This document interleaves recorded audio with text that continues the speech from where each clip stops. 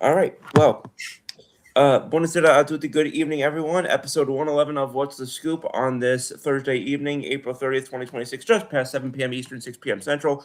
And one short tonight. We do not have our the third leg of our Barstool, as they say. No, we are not affiliated with Barstool Sports in any way. Um, but Rob is not here this evening, and we look forward to having him again next week. And thank you again to him for everything that he contributed last night off screen. But to you and I tonight, buddy, and we've got a lot to cover. We haven't had a chance to speak on air, the two of us, about last week's NFL draft, so we'll talk a little bit about that. We've got simultaneously the NHL and NBA playoffs going on, and of course, a slew of recent updates, Yankees wise, and in baseball as well. So we'll get into all that and much more. But how you doing tonight, boss? Not bad. 20 almost 24 hours later, we're still rolling. I'm Yeah. doing doing good. I can't wait to kind of just dive into a little bit of everything tonight. I feel like we have a real smorgasbord of topics. So let's get it. Sounds good. And yep, we've got you finally have a day off, so to speak. I know you've had a lot of consecutive days at work, so Hmm. glad to be on tonight. And we covered a good amount of baseball last night, so we'll kind of cover some of the other things a little more heavily tonight. But of course, anybody who's out there who wants to tune in, just drop a question, comment, any sort of anything that is on your mind. Drop it in, and we'll address it on any of our channels on YouTube, Facebook, and everywhere else, including now for the first time available on Spotify. So tune in there to get your What's the Scoop content as well. And with that, we'll start with. I think we'll just start with going back the furthest and kind of work our way forward. But last week, 2026 NFL draft uh, concluded on Saturday, but 257 picks later, obviously our birds made some significant moves, including not just draft picks, but also made a trade there as well. Hmm. We had, of course, the first pick was widely expected, Fernando Mendoza to the Las Vegas Raiders, and then it kind of went kind of a mix of, I would say, about a decent amount of chalk, I would say, but also a decent amount of changes as well. So, what was your analysis of that first round? What did you expect? What went completely awry from what you thought, and just to kind of take it from there.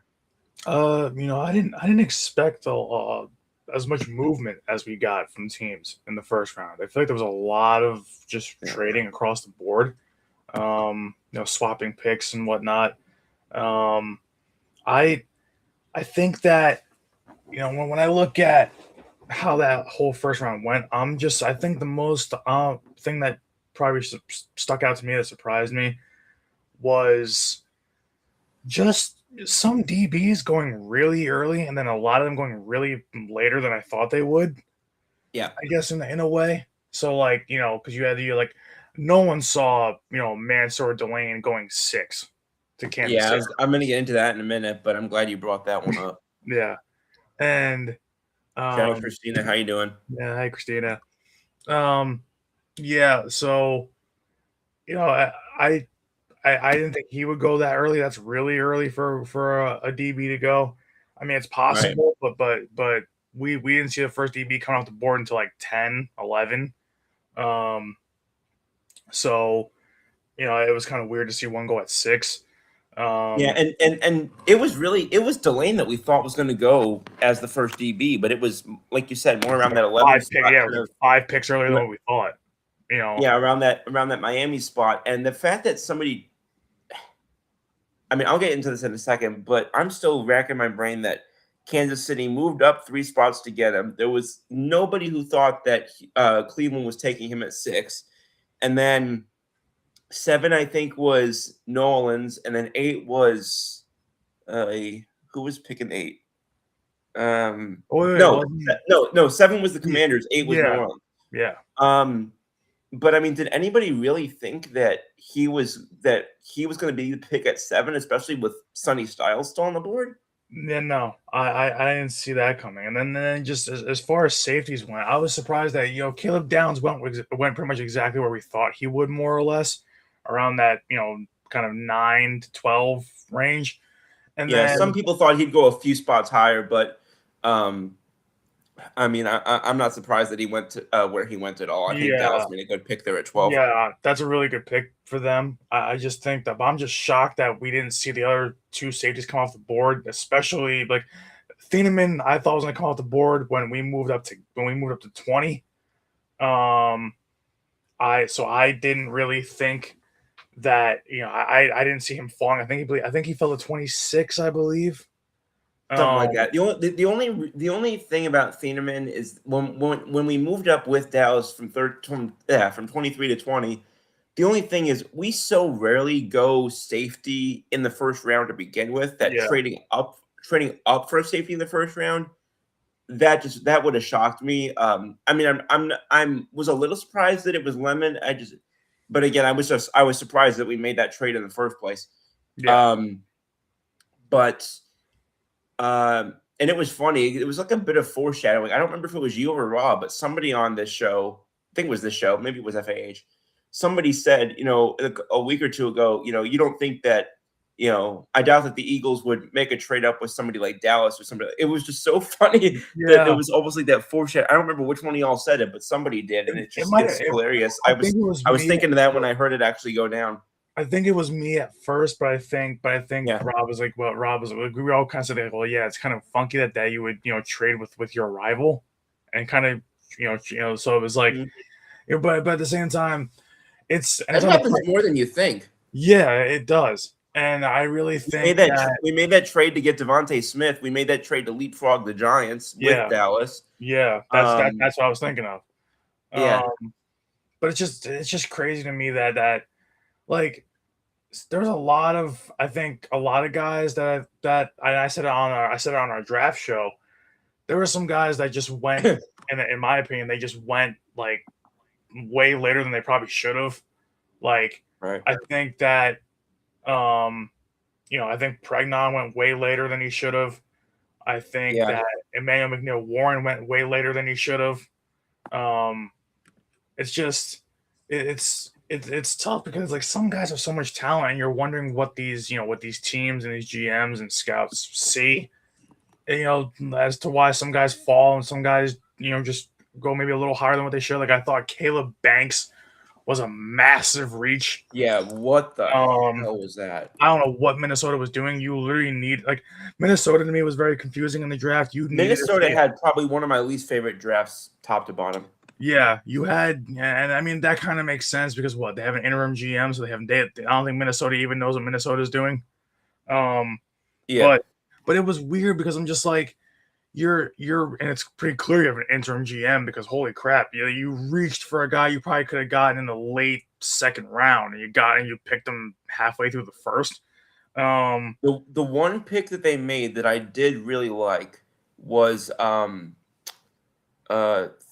Tiernan, the tackle out of Northwestern. Yeah, that was yeah, but it's just like honestly. And the more I think about it, the more I kind of look at what they kind of needed this year, well, and what they kind of went out and did in the draft. My favorite draft, honestly, believe it or not, um, it's Indy. I love what Indy did, um, because I don't know why Skins that's not what I expected you to say. because when you think about it this way, they uh they didn't get their first pick of the night wasn't until the second round. And No, but then they got a guy that a lot of people thought should have gone in the first round. and exactly that's why you get They great value. they kind of got what I think our comparison would have been like a Nakobe Dean a few years ago. That's where I was kind of going. It's like Hell, I mean, he was even a linebacker from Georgia. like three guys in their draft class, I believe, went that they got great value for them based on where they were projected and where they got them. Like CJ Allen was a first round guy, late first round guy that people thought would get in there. They didn't get him until almost the end of the second round. That's great value. So CJ Allen going, especially and anytime you get a guy from Georgia, a front seven guy from Georgia, it's phenomenal. Yeah, So that was a great that's pick. definitely front seven university, as they call it. Absolutely. And then, especially because you just lost Zaire Franklin. You got to replace your linebacker. So, Of course, so perfect replacement right there right away. AJ Halsey, the safety from LSU. I like that pick too. They got him at I believe near the middle of the third round. That was a guy that They got him 78th overall. Yeah. That was somebody that I had heard, I'd heard his name, from the middle of the second round, late second round kind of guy. And they got him. I thought we were going to take him potentially at 54. Yeah, and which is funny because that's right after CJ Allen. But so that was great value. Jalen Farmer, I'd heard his name a few times. The guard from Kentucky, great. You get to protect Daniel Jones. You need that, especially him coming off an injury. You need to beef up that O line. And you haven't even gotten to my favorite pick they made yet. And I'm getting to my favorite pick right now. But really, right after that, they got the pick from the Rams, and also in round 4, Bryce Betcher, my linebacker from Oregon. Bryce Betcher makes sense. Bryce Betcher. They kept saying, oh, he's a day 3 guy, that he should be going in the 5th or 6th round. I'm like, if you think he's a 5th or 6th rounder, you're not watching football. Round 4 was perfect for him. I think he probably should have gone round 3, at least the end of round 3. But I'm fine with him going round 4, kind of right in that middle of the draft. And I mean, sideline to sideline linebacker, hits anything that moves. Was 6th in the entire nation in tackles last year in college. Like people don't realize he started his career as a walk-on, and by his senior year became one of the best linebackers in the country. So it was a little bit of a process, but he got there. And you're getting a green dot guy. I mean, I think he can be a green dot guy. I don't know why, they have him pegged on NFL.com. I'll be honest with you. I don't know what a green dot means. The signal caller for the defense. Linebackers typically are your green dot guy. Yeah. I know that's. I didn't know that was a term that was used. My bad. Yeah. So that term's kind of been more popular in the last couple of years.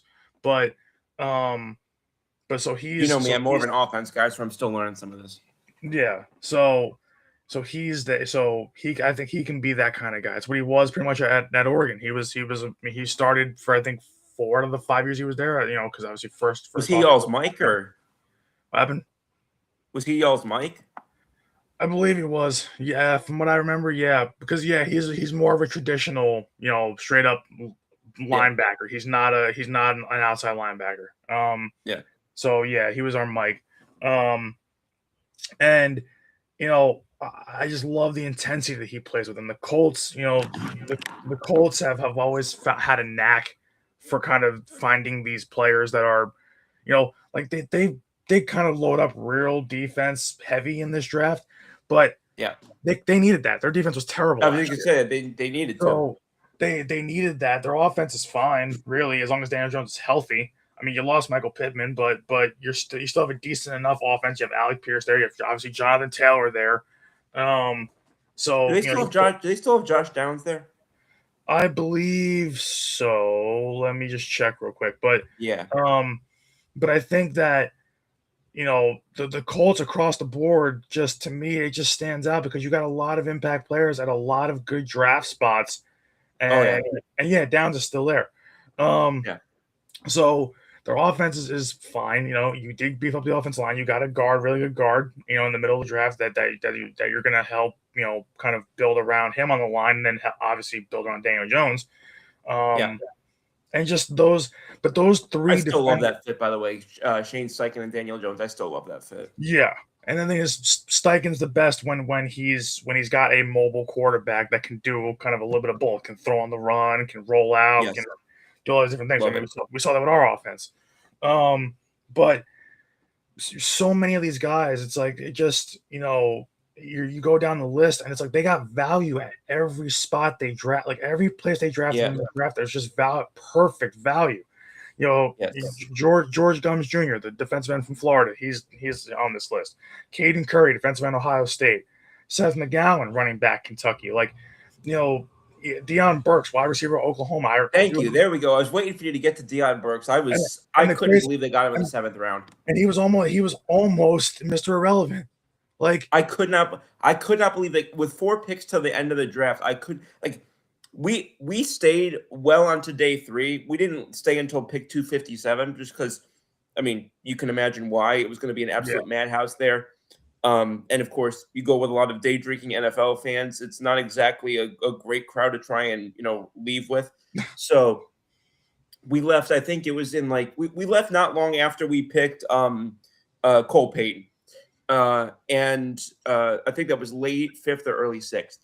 That was 6th. But yeah, but I was but when because I was following it on my phone, obviously on PFF, people probably think I work for PFF at this point, but I was following that, and I was just waiting. I was like, somebody pick this guy. Like he's going to be the top UDFA if he's not drafted. Yeah, it's great. And it got to the point where I thought, I was like, he's probably he must have like a handshake deal where he's like told like, hey, we're not gonna draft you here, but nudge, nudge, wink, wink type of thing, which sometimes happens with guys who fall on to day 3. But also, real quick, I just want to address this. Nick Romano says, "Great show, gentlemen." This is why I need to get my glasses, because I thought this said Gettleman. I thought he was trying to like needle me or something, and I was like, "Who the are you calling Gettleman?" I mean, it's listen, everybody reads stuff fast, and it's like that's kind of what I thought when I first glanced at it before. I was like kind of looking at my and I can't see out of this eye at all right now. So yeah, but I definitely figured that out. But it's just like what's crazy to me is that like I can't believe that nobody is really talking about the Colts being a big winner in this draft. Everywhere they drafted up and down that board. That's a really good value. It's insane value. Because we're all hearing the same 4 teams. Cleveland, which I completely agree with. Yeah. The Giants, which I completely agree with. I think that they had a little more of a front heavy loaded draft. I didn't love some of their picks at the very end. Yeah. Dallas, I think, is up there. Some people are saying Vegas. I would have liked to see them do more to support Mendoza the rest of the way. I think they went a little more defense heavy than I would have liked, but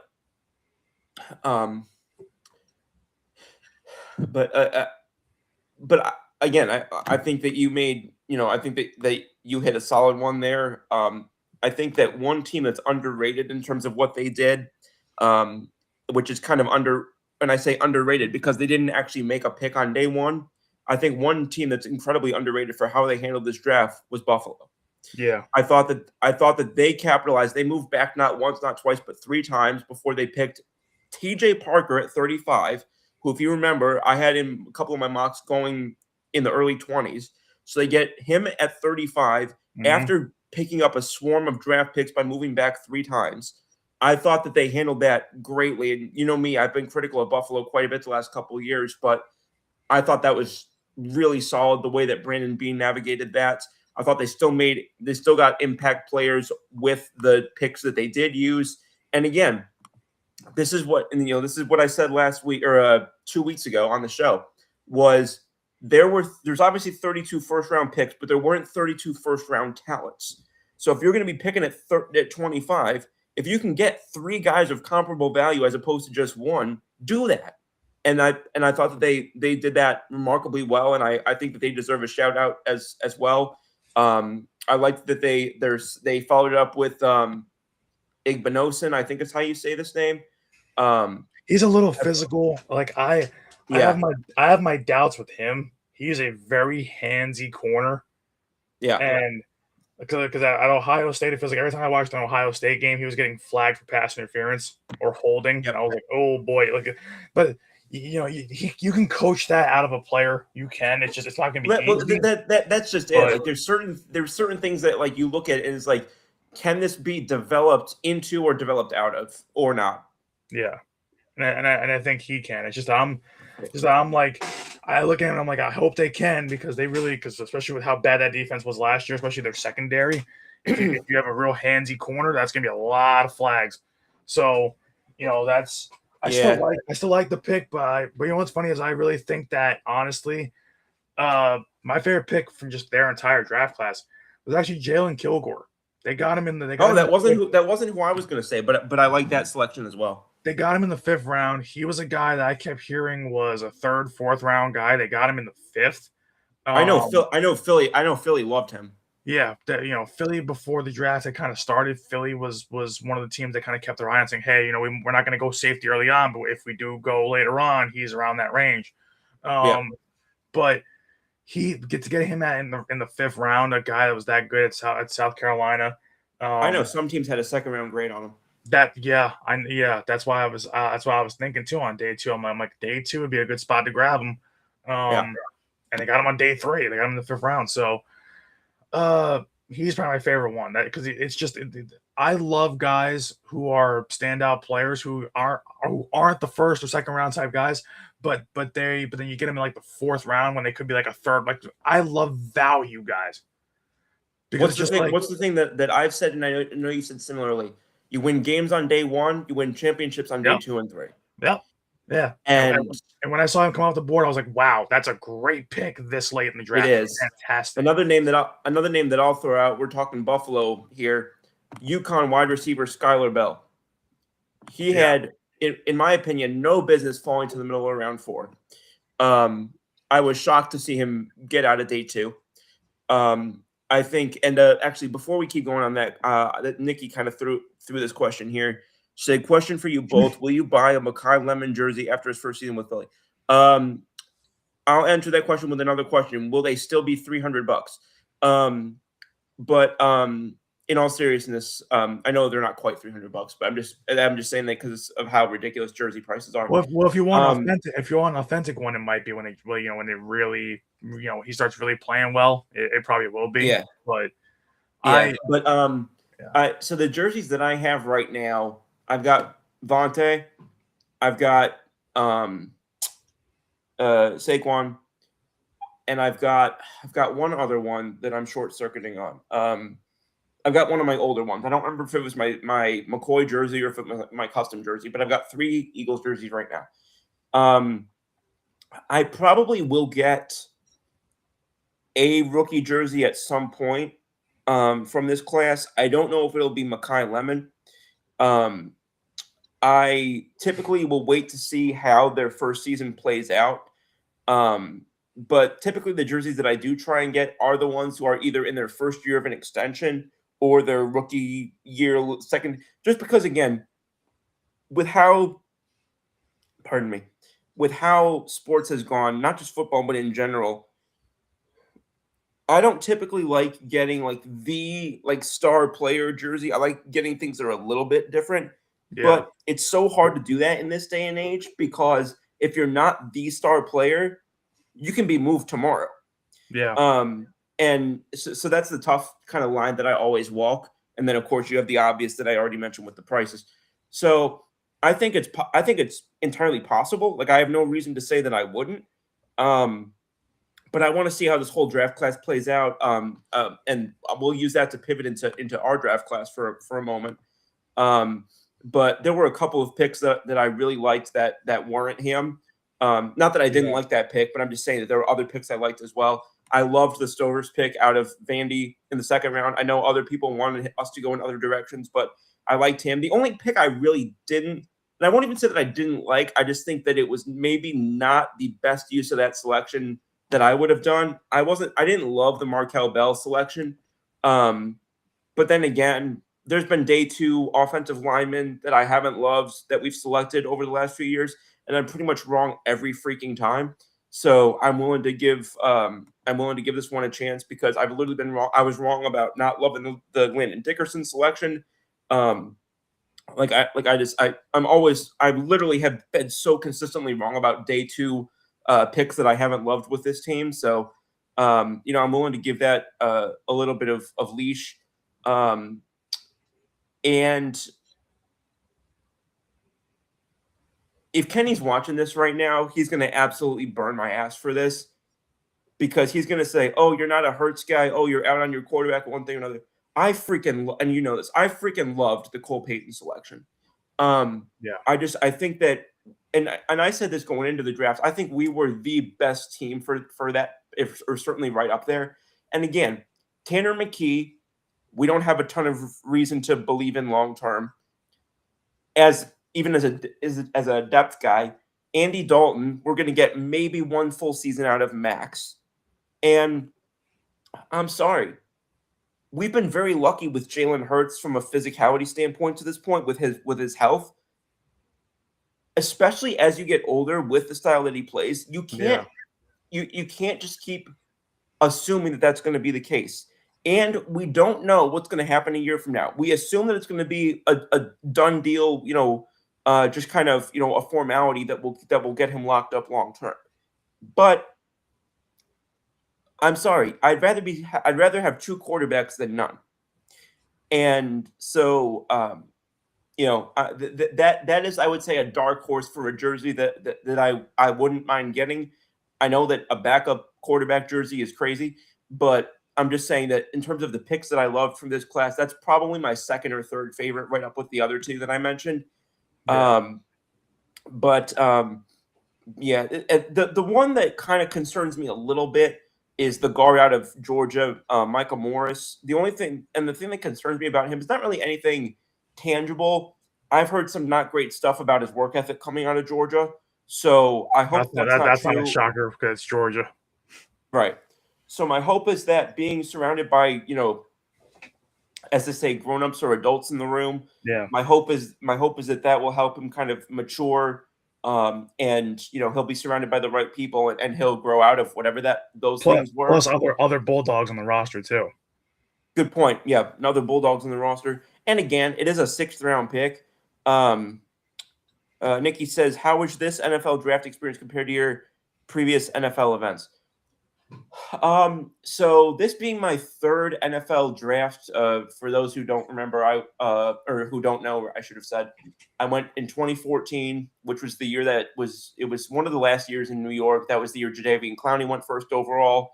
That was the infamous, my grandfather and I were both there, him, the Cleveland fan, and he did not like Johnny Manziel at all. And I was a fan of his. I was 13 at the time, cut me some slack.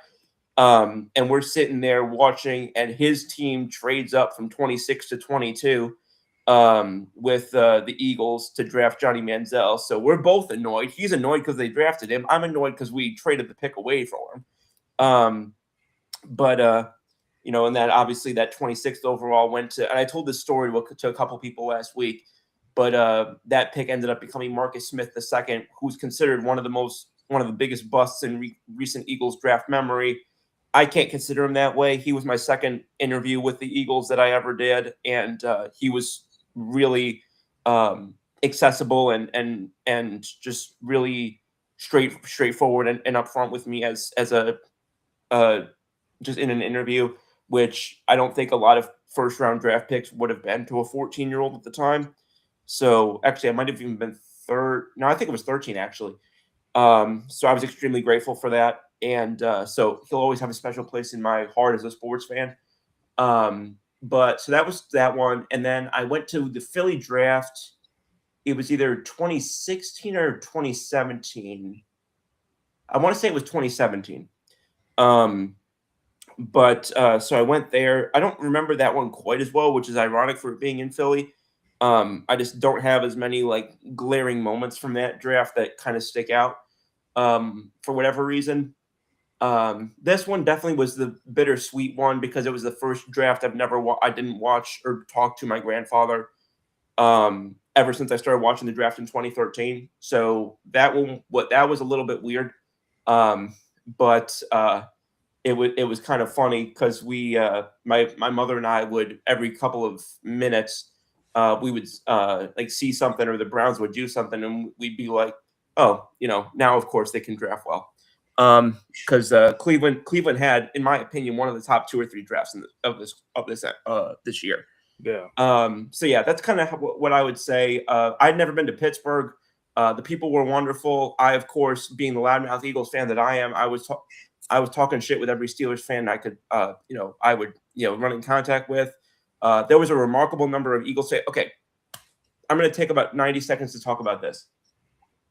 There is no reason why Eagles fans were staying longer at the draft in Pittsburgh than Steelers fans were. Steelers fans, as soon as their team was done picking, were yeeting. Philly fan, by the time we were one of the last ones to leave on days 1 and 2, the draft at that point was 70 to 75% Birds fans. Oh yeah.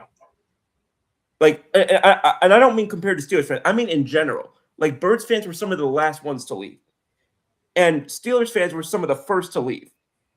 And I'm just thinking there, I'm thinking to myself, and I said this to a couple. I'm like, this fan base is doing a shitty job representing for their city, because what in the hell? That's what it is. Like, it, this is why I hate when people still look at our fan base and say, "Oh, what a crappy fan base!" Like, I'm like, no, we're annoying, but we're not bad fans. We're annoying, but I would say, I say this with full damn confidence. We are the most passionate fan base in the entire NFL, and it's not certainly up there. We're certainly up there. I would at least put us in a conversation that would include like Buffalo and Cleveland. If we're not like the only one, if we're not like the number one, we're certainly in that conversation. But like, they're a fan base. Like, I would, after what I saw there, at least those fans, those were some pretty fair weather ass looking fans. Oh yeah, and yeah. You won't see Philly fans doing that. No, never. And then the thing is too, even with our fan base, if there's one thing you can always count on, it's just, I don't know why it's this way, but it is. Certain they say, like, certain teams, like, are always on TV because they're big markets, like Giants or the Cowboys or what have you, Rams, like big markets, LA, Dallas. Well, it's also so many of the biggest, 4 of the biggest four of the biggest market teams all being in the same division. It's just, you're inherently going to boost up each other because they're all playing each other. And it's just funny how our fan base quite literally is nationwide. Like, our fan base travels so freaking well. It's insane. It's insane. So, that's well, speaking of traveling well, because I know Nikki asked me if I was going next year. I want to. I know Kenny said that he's probably going. Nikki just dropped, said we need to see the FA WTS crew at next year's draft. Stay tuned, and hopefully we'll have more to come on that. Okay, so clearly she missed the beginning of the show, but yeah, Rob's actually not behind the scenes today, unfortunately. He was yesterday, but not today. Yeah, he had to take today off, which again we fully respect, because he did a crap load of work last night and last week. But trust me, he is very much at the forefront of pretty much everything that we're trying to do, both in the short term and long term. So any discussions that involve that, he will be at the epicenter of, and as you know, kind of is the one that helps make a lot of that behind the scenes stuff flow. But I just realized we also missed Patrick. Aloha, Patrick. Oh, sugar sandwich. Thank you. Yeah, Mr. Coffee, Patrick Wiltsey. Aloha, Mr. Wiltsey. And a major mahalo for all that you have done. I don't have, unfortunately, the Lion Coffee sign that Rob does, but of course, I do encourage you all to go check out Lion Coffee. That's Mr. Wiltsey has put us on to, and I know that Rob raves about I think it's macadamia vanilla. I don't want to say that wrong. And as I've mentioned, unfortunately, I have to get the pods themselves. So I am eagerly waiting for the opportunity for me to kind of share some of my own. And of course, once that happens, that'll go up on SWS as well. But thank you, Mr. Wiltsey, for all that you've done, coffee and otherwise, and for all you've contributed to the show, both in the comments and behind the scenes as well. And I know that Rob has spoken about us trying to make something happen with regard to the golf courses out there in Hawaii, which I have to get a new set of clubs. I haven't played golf in a couple of years, but I was one of the junior co-captains for the varsity team, or the JV team, excuse me, for my high school for golf as well. So I definitely miss playing. I only played 9 holes. I never really played 18, but something I would love to do if we could get that all to happen as well. So with that, we talked a little bit about Philly, talked a little bit kind of around the NFC East. You said your favorite draft was Indy, and shucks. Real quick before I get back to that, Mr. Heron is saying, hey guys, smash that like button and share, guys. Thank you so much. Our buddy from, I think it was Brewers country, if I'm not mistaken. I think it was Brewers Packers, and I know that he's spoken quite a bit about just different topics in sports in general. So, and always somebody who is a regular in the comment sections, not just for us, but across the networks as well. So thank you, Mr. Heron, and hope you and your loved ones are doing well. So I'll go back to what I was saying. Brandon, either any other classes that really stuck out to you positively or negatively? Because I think there's one team in particular I'm about to rag on in terms of how they spent, particularly one early selection. I know I said Indy was my favorite. I'm trying to go back and think of one that I really, really liked, because I like or didn't like. That can go that way too. A lot of people I'll give you one that I think is not bad, but I think it's overrated.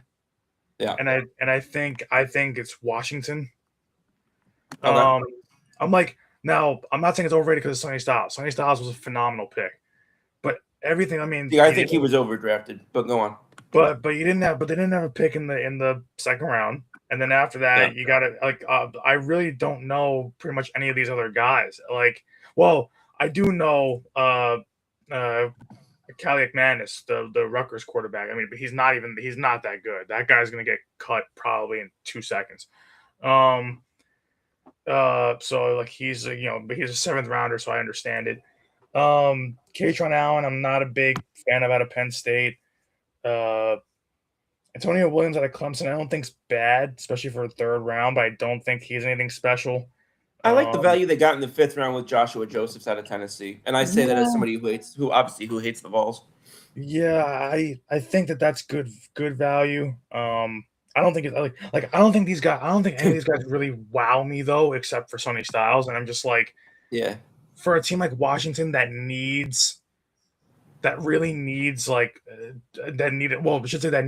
a good draft, because you have to build something off of the fact that you basically ran back that old roster last year and it didn't work. You need fresh blood in there, and it's like the only pick I'm really in love with here is Sonny Styles, and then that was it. And so many people are like, oh, Washington had a good draft. I'm like, not really. I'm like, it's a lot of guys. Like, it's you didn't do anything to fix that old line isn't great. You got a center out of Michigan State, and I heard a little bit about him, but I don't think he's that great. Like, their defense was not that great. You did address that with Sonny Styles, but after that, you didn't do a whole lot. You still don't have really a good second option for Jaden Daniels. Outside of Terry McLaurin, Terry McLaurin is your one, but he's getting older. I was just gonna say he's been there for like 15 years. He's been there for a long time, and so I think it's like 10 now, or not was it maybe 8. I know 15 was an exaggeration, but you know what I mean. Yeah, but he's been there for quite a while, and it's you still don't have a great second option to him. Debo is old. Debo is old and always injured now, so he's not really going to be your. He's okay when he does play, but he's not what he used to be. And also it's San Francisco. When you've got a guy of that talent that a team is practically begging to get rid of, red flag. Yeah, and it's just like I can understand if they made moves last year and kind of made that roster better and then came into the season better, but you ran back the same roster from the year before, it didn't work. So the only thing that they've added in the offseason to this roster is basically Sonny Styles and a lot of just like, okay, what else? Mhm. So, you know, I don't think Washington had that great of a draft like some people think they did. I think they got okay value, but I don't think it was great. Mr. Wiltsey, thank you. But they're the only ones I have to hit on because you know why? And this is another thing too. And when it comes to the NFC East, I think our draft was great. I think the Giants draft was great. And Giants and Cowboys. I've got nothing bad to say about either of those drafts. Yeah, I think the Cowboys. I don't think the Cowboys were great, but I think they were good because I think the Lawrence reach was a little bit surprising. But it's just excuse me. There were people, myself included, who thought that Downs was a top 5 prospect. Getting him at 12 is insane to me, especially when again, because we know this because we feasted on it quite a bit last year.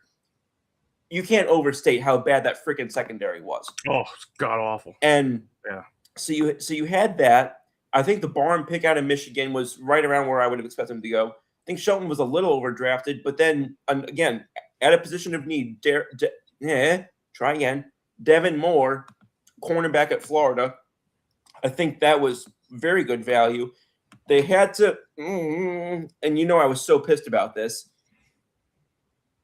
Why did LT Overton have to go here? He was such good value for where he went. Every year there's always one player that I like, usually from Bama, who has to go to a team that I don't root for. But I think that was really good off the edge that they got him.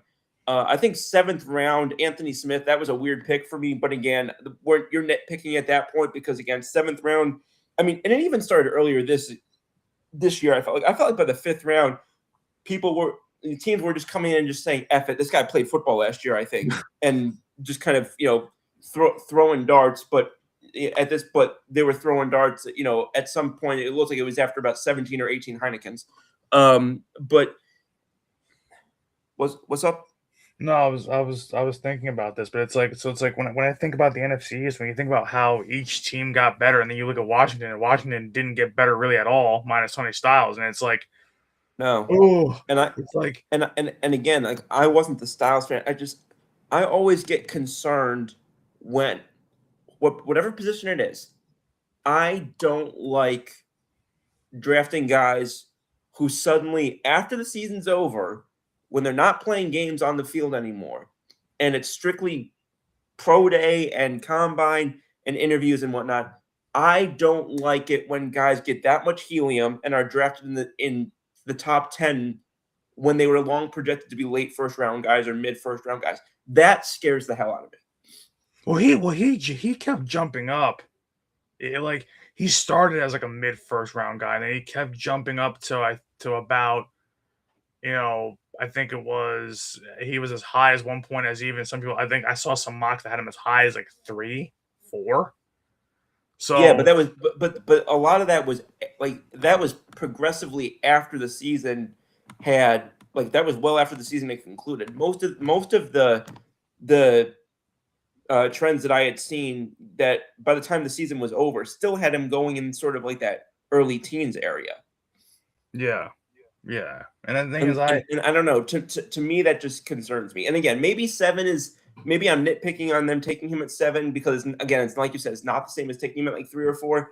And again, maybe I'm nitpicking a little bit, but a linebacker being taken there with the helium that he did, just something. Well, I know we all know why they took him because Bobby Wagner's at the end of his rope. So yeah, of course. And again, we're also talking about a team that I think made a mistake running it back with their head coach. Yeah, I'm not a Dan Quinn guy. Like Washington, it's like Washington has this kind of little brother complex where it's like, they they want to be the big dog, but yet they don't want to compete. Then again, of course, it's funny how Washington fans have to realize this. Your owner is Josh Harris. Like, and everybody knows how I feel about Josh Harris. Oh yeah. So like, and Sixers fans know this well also, that Josh Harris is a bum, is a garbage owner. That the guy could not care less about sports if he tried. And about making the teams that he owns actually contenders. He doesn't care. So it's no surprise that Washington in the last 2 years has fallen as far as they have, just in their quality of play and their coaching, and because when the definition of insanity is doing the same thing over and over again, Over and over again. results. And with this, like, the only thing you really did was find your Bobby Wagner replacement, maybe a little bit early, but where they were drafting, they knew they needed it anyway. So I don't think it's that bad. But all you did was get your Bobby Wagner replacement, and you did really a whole lot of nothing else, in my opinion. So like, it's that's gonna you're gonna wind up pretty much right at the bottom of the division again, because right now I think the Giants are about 3-4 wins better than them right now. So yeah, I think that's fair. I think Washington could win maybe 5 games just if Jaden Daniels is healthy. But that roster, I think the Giants come in around 9 or so. Yeah, I think the Giants come in around 8, maybe 9. I think Dallas will jump from about that 6 range where they were last year to about 10, and I think we win probably 12, 13. So yeah. So I can't see a world where Washington's looking at this like, I don't see how you can look at this and think it's a good offseason, because it's like, what did they do? They did a whole lot of nothing. So yeah. It's just weird. I want to like they kind of. I don't think they got worse, but they kind of treaded water while everybody else made. I would argue that the NFC East is the most improved division in football. Yeah, based on the draft classes of Philly, New York, and Dallas. That's like I loved Philly's draft class, and I still think we had the 3rd best draft class in the division. I still, which is actually crazy. I'll say second. I think I like our draft class more than Dallas. I think us and the Giants easily had the best. And I think we're still one of those top 5 draft classes, just because because I always look at our draft classes as also like, what trade did we make? Like when I look back at like, well, see, that's the thing. That's the thing is, like, I wasn't including, and we'll get to that next, but I wasn't including the Minnesota trade with that. And also like, you have to look at it in a relative sense. Like, they were picking 10 spots ahead of us. Yeah. So they had, quote unquote, access to just more high-end talent. So like, you look at it in a relative sense as well. Yeah. But no, I agree with a lot of that. And Washington, Minnesota was another team that confused me. I talked about Vegas. I didn't love what Jacksonville did in a lot of spots. I thought Burkitcher, could have been gotten around later, maybe even beyond that. I thought the same about Regis. Pregnon was easily their best pick, I think. Yeah. But I thought almost every guy that they got, I thought they could have gotten around later, if not more. They kind of did the opposite of what I felt Buffalo did, whereas I think Buffalo was stocking up on picks to kind of do the Jimmy Johnson thing. And this is why I would put Jimmy Johnson on the Mount Rushmore of coaches, which is just not just for what he did on the field, but he had this mentality of, I'm not just in it to take the BPA, I'm in it to take the player that I want. And if I'm not in a position to get that guy, or if I'm picking higher than that guy should go, I'll drop down to the pick where he should go. And I thought Buffalo did a lot of that this week or last week. Whereas I think the Jags did the opposite, where I think they locked on to guys that they wanted, but I think they figured, screw it, we'll take him even if we're taking him 30 spots higher than he should be taking. And I'm just like, you probably could, like I look at their draft class, and for the guys that they took, if they dropped down to where those guys should have been taken, they probably could have gotten 4 more draft picks next year in a class that was considered far better than this one. Yeah. And so I don't understand. I think that was really poorly managed by them. I think it was like they were being managed by the kid GM in draft day. And then another team, and you knew I had to say this because you saw the way I reacted to it on when I was doing the live streams or whatever you want to call them, the live reactions.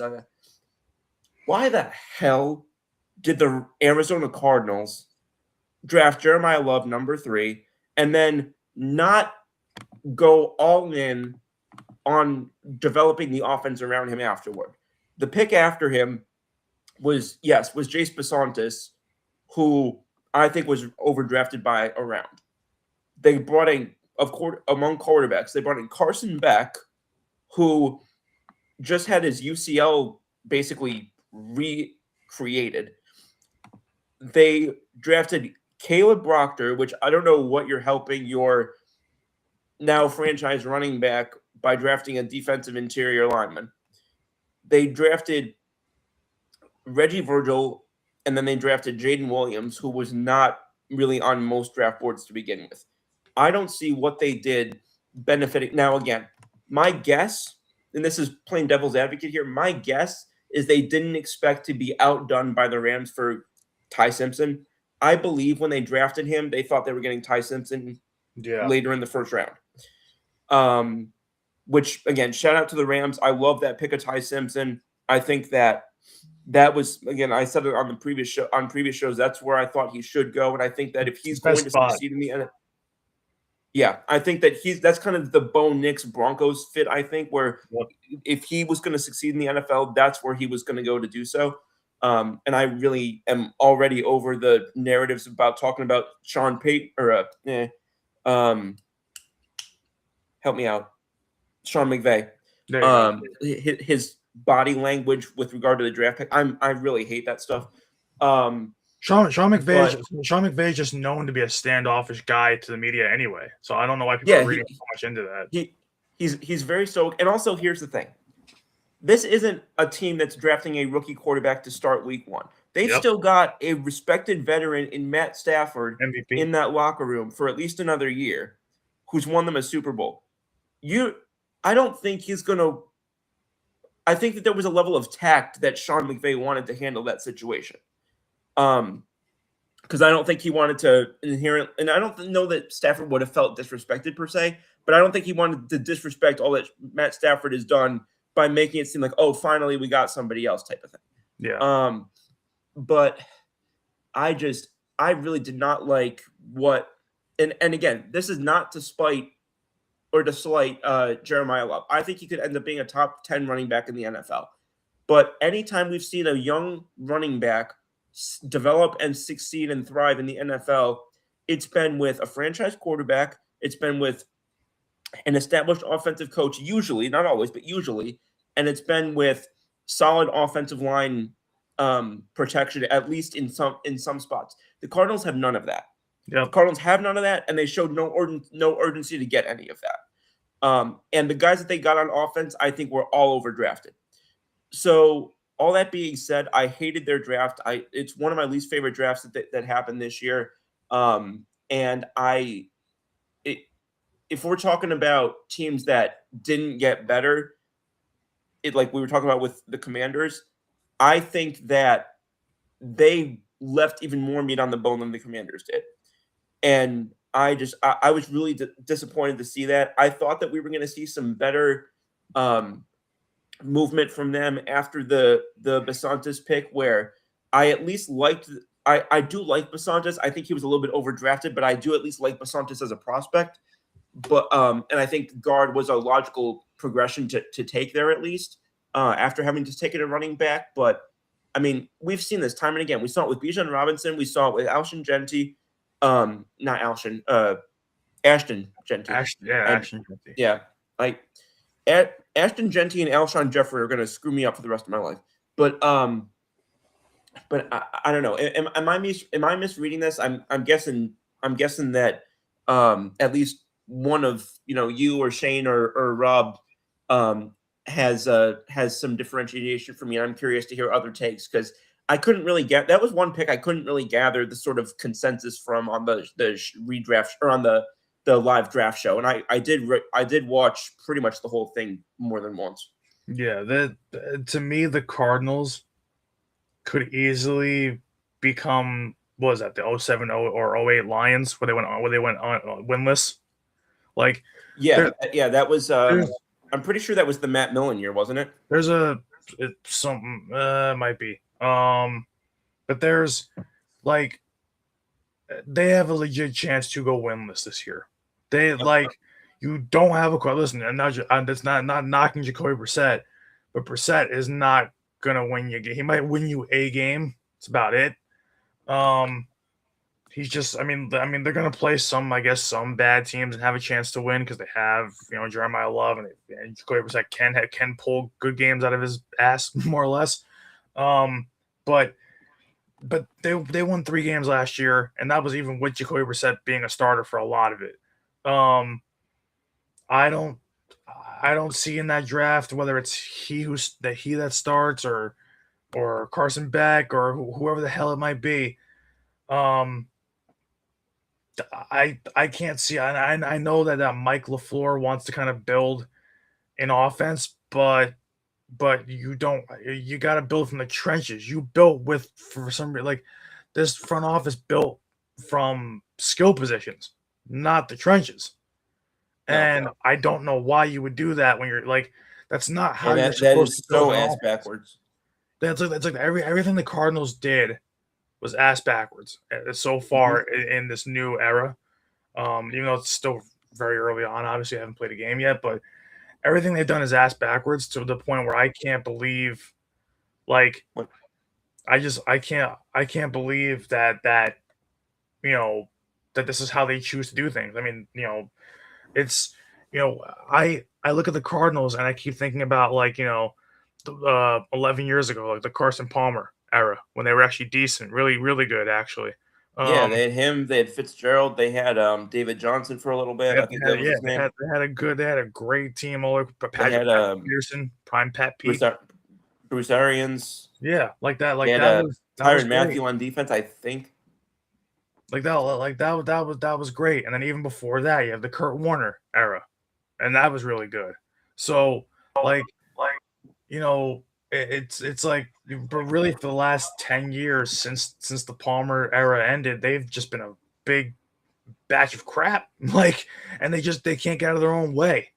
And a lot of that is just poor drafting. Like Jeremiah Love, we had heard rumblings that he could have gone as high as 3, and that's where he did. But it's like I you don't have a line there. You don't have you don't even have a quarterback there. You don't have really Yeah, anything. Like, that's just it. Like it's you talk about Carson Beck and people like myself. Did I like his play? Do I think his play can translate to the NFL? Yeah, but that's you've said it almost every show in any sport. The best ability is availability, and your UCL as a quarterback is kind of a freaking important thing. yeah, and it's like, and when I look at Carson Excuse me. Beck, I knew Carson Beck was going to get drafted, but because we all knew that he was going to get drafted somewhere. It's just, but I laughed that it's the Cardinals because it's like that's the worst place you can possibly be. That's not the Yeah, Jets, basically. So it's yeah. like, Like it's so many of the guys they drafted were like that could have not gone any worse for that player. we talk about Geno Smith, like how he's going to overthrow Kenyon Sadiq a lot. Just Yeah, imagine that was something Carson Beck. I was going to ask you about at some point was the airing your grievances on the Kenyon Sadiq Oh my thing. god, I can go. We would never get to another topic. We've already spent an hour on this whole draft stuff. But it's like I'm now imagine Trey McBride catching passes for 17 games from Jacoby Brissett or Carson Beck. Like I feel bad for that man. Like honestly, because that's your quarterback room in Arizona. I'm scared to even just in fantasy terms, even draft Trey McBride now because you don't have a I quarterback. I had you. I'm glad you brought up fantasy. So I'm in a new fantasy league this year, right? And we've got our rookie draft in the next day or two. And I'm not kidding. I had an offer to acquire the number 1 overall pick, and I turned it down because I'm like, why would I want to take a chance on Jeremiah Love, who's going to keep running into somebody's ass for the next 3 years? Yeah.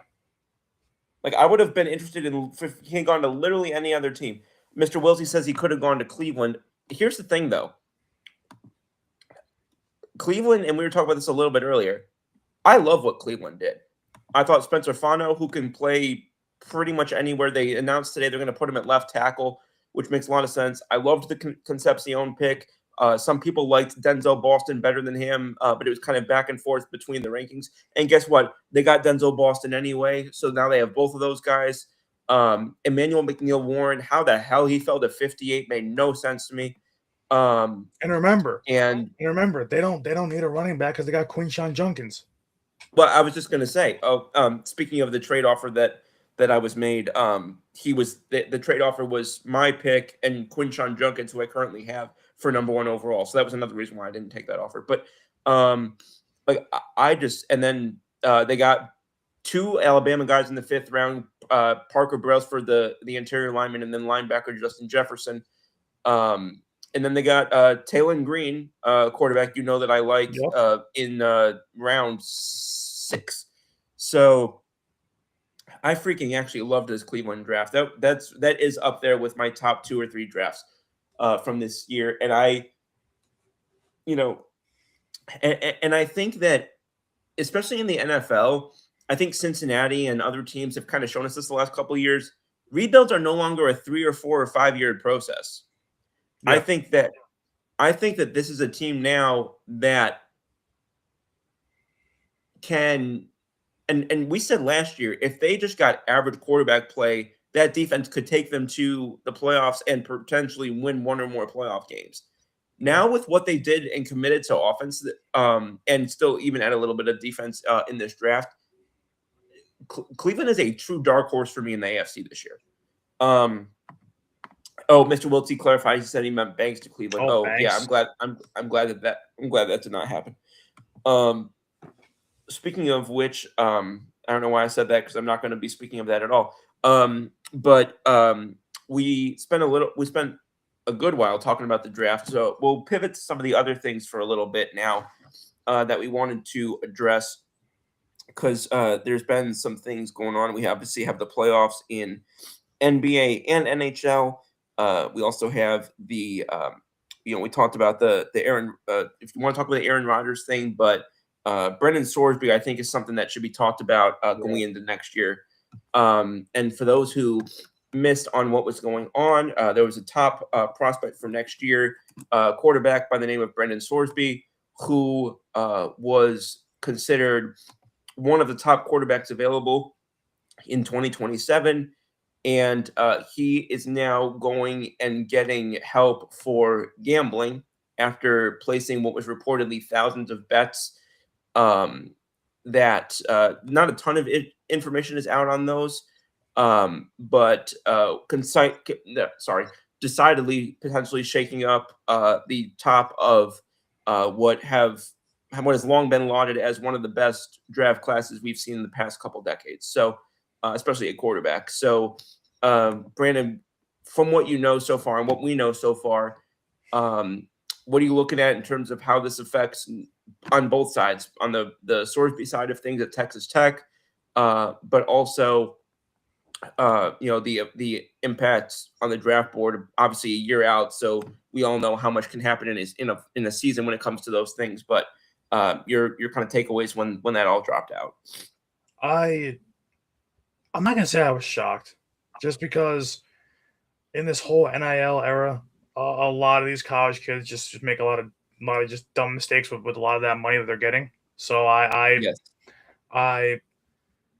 really think that, I wasn't too surprised, but what really kind of just, to me, a gambling addiction to me in general, before we even get into the football side of it, a gambling addiction to me in general, I still don't get how you can be addicted to losing money. I'm somebody where if I lose 1 or 2 bets, I stop betting. I will stop for months on end, maybe even a year. Oh, yeah. And I don't get how you can place bets, keep losing, and still keep doing it. I'm like, how could you be addicted to something that's that's really hurting you. Like, yes, Yeah. Like, how are you smoking is a addicted bad to? thing. Was it you or Shane that said, "How are you addicted to losing money"? Yeah, well, I just said that now, but the thing is that I've been saying that all along. Like, I can't understand being addicted to losing money. I don't understand how you can be addicted to losing money, but No. it is what it is. Like, if you want to place a bet or two for fun, that's different. But when you're placing, hundreds, like a lot, like hundreds or Mm. thousands of dollars on bets, I'm like, no, you've got a serious like. I don't Yeah. understand how you can get My addicted to that. Like, that's a lot of money to now lose anyway. my perception, and again, I'm not a. Have I gambled more than once? Yes. I and this, that, or the other. But my perception of things from an outside view, as somebody who does it very limitedly, and who's only done it a couple times, is my perception as an outsider has been that people will lose a bet or two, and then think, "Oh, okay, this next one's going to be how I even it out," or okay, and then they lose again, okay, this next one's going to be because I think what my guess is what happens in people's minds is that okay, the odds favor that I'll be able to get it back with this next one or whatever. Or on the flip side of things, if they win a couple of times, they'll think, oh, I can keep maximum, Keep it or oh, I rolling, yeah. can win even, because and this is and you're gonna people are gonna be mad at me for saying this, and I'll make this crossover with with baseball now. People talk about hot streaks or cold streaks, Yeah. and people get mad when people say getting hot isn't real or getting or one thing or another. That's kind of an example of it because it's just like yeah, you may get lucky a couple times or you may get lucky for, but that's kind of an example of it because no, there's no way that the cards or the dial or whatever, or especially those friggin' slot machines that I can't stand, um, like they don't just suddenly like, oh, they're not favoring you for like a minute or two or whatever. Like you got lucky. Like it is what it is. Great Yeah. job. But and that's why like I remember I went to a casino for I think it was my second time at one, and I came out after playing like three or four hands of blackjack, and I had won like three or four, and I'm like, you know what? I'd rather win a little bit of money than lose my next five and then come out Yeah. super in the red. Like if I can win a little bit of money to go and get a coffee or a sandwich or whatever, and just say, you know what, I had a good time and I did well. That's great. I think my perception is where people start to get caught up is when they either lose a couple hands in a row and they try and get it all back, or they start doing well and then they get in their head that oh they're on a hot streak and they just think it's going to keep going, it's going to keep going. Again, I know very little about this stuff. It's just my perception from somebody who has baseline knowledge of the situation. But I mean we see it happen so much, and you and I have talked about this in the past where there'll be these people, usually fans, who will say, well, why is there, why are they able to, um, or why are these leagues sort of promoting it and taking money from these different companies if their players aren't allowed to do it? Okay, there are fans who are, or there are teams who also have, Jack Daniels signs in their stadium or whatever. I'm pretty sure they don't want the players, unless they're Boomer Wells. I'm pretty sure they don't want the players showing up drunk either. Yeah. Like, I just it. So I don't really care for that because it's like, yeah, they're advertising it for the fans. It's pretty clear that what they are, promoting, for lack of a better word, or showing to fans doesn't always overlap with what players are supposed to or allowed to do. You sign an agreement to take however much money, or if you're in college, if it's not money, at least benefits and one thing or another. In agreement, you forfeit certain quote unquote rights to do things that the public is allowed to do. The public isn't getting that amount of money, so they don't have to abide by those certain things. You are getting those benefits, therefore you're agreeing to abide by certain things. I don't understand. Maybe it's because I've done contract law classes or whatnot. I don't understand why this is so damn difficult for people to understand. It's it really it's like when it comes to any amount of money being thrown around, whether it's for gambling or whether it's for just other reasons.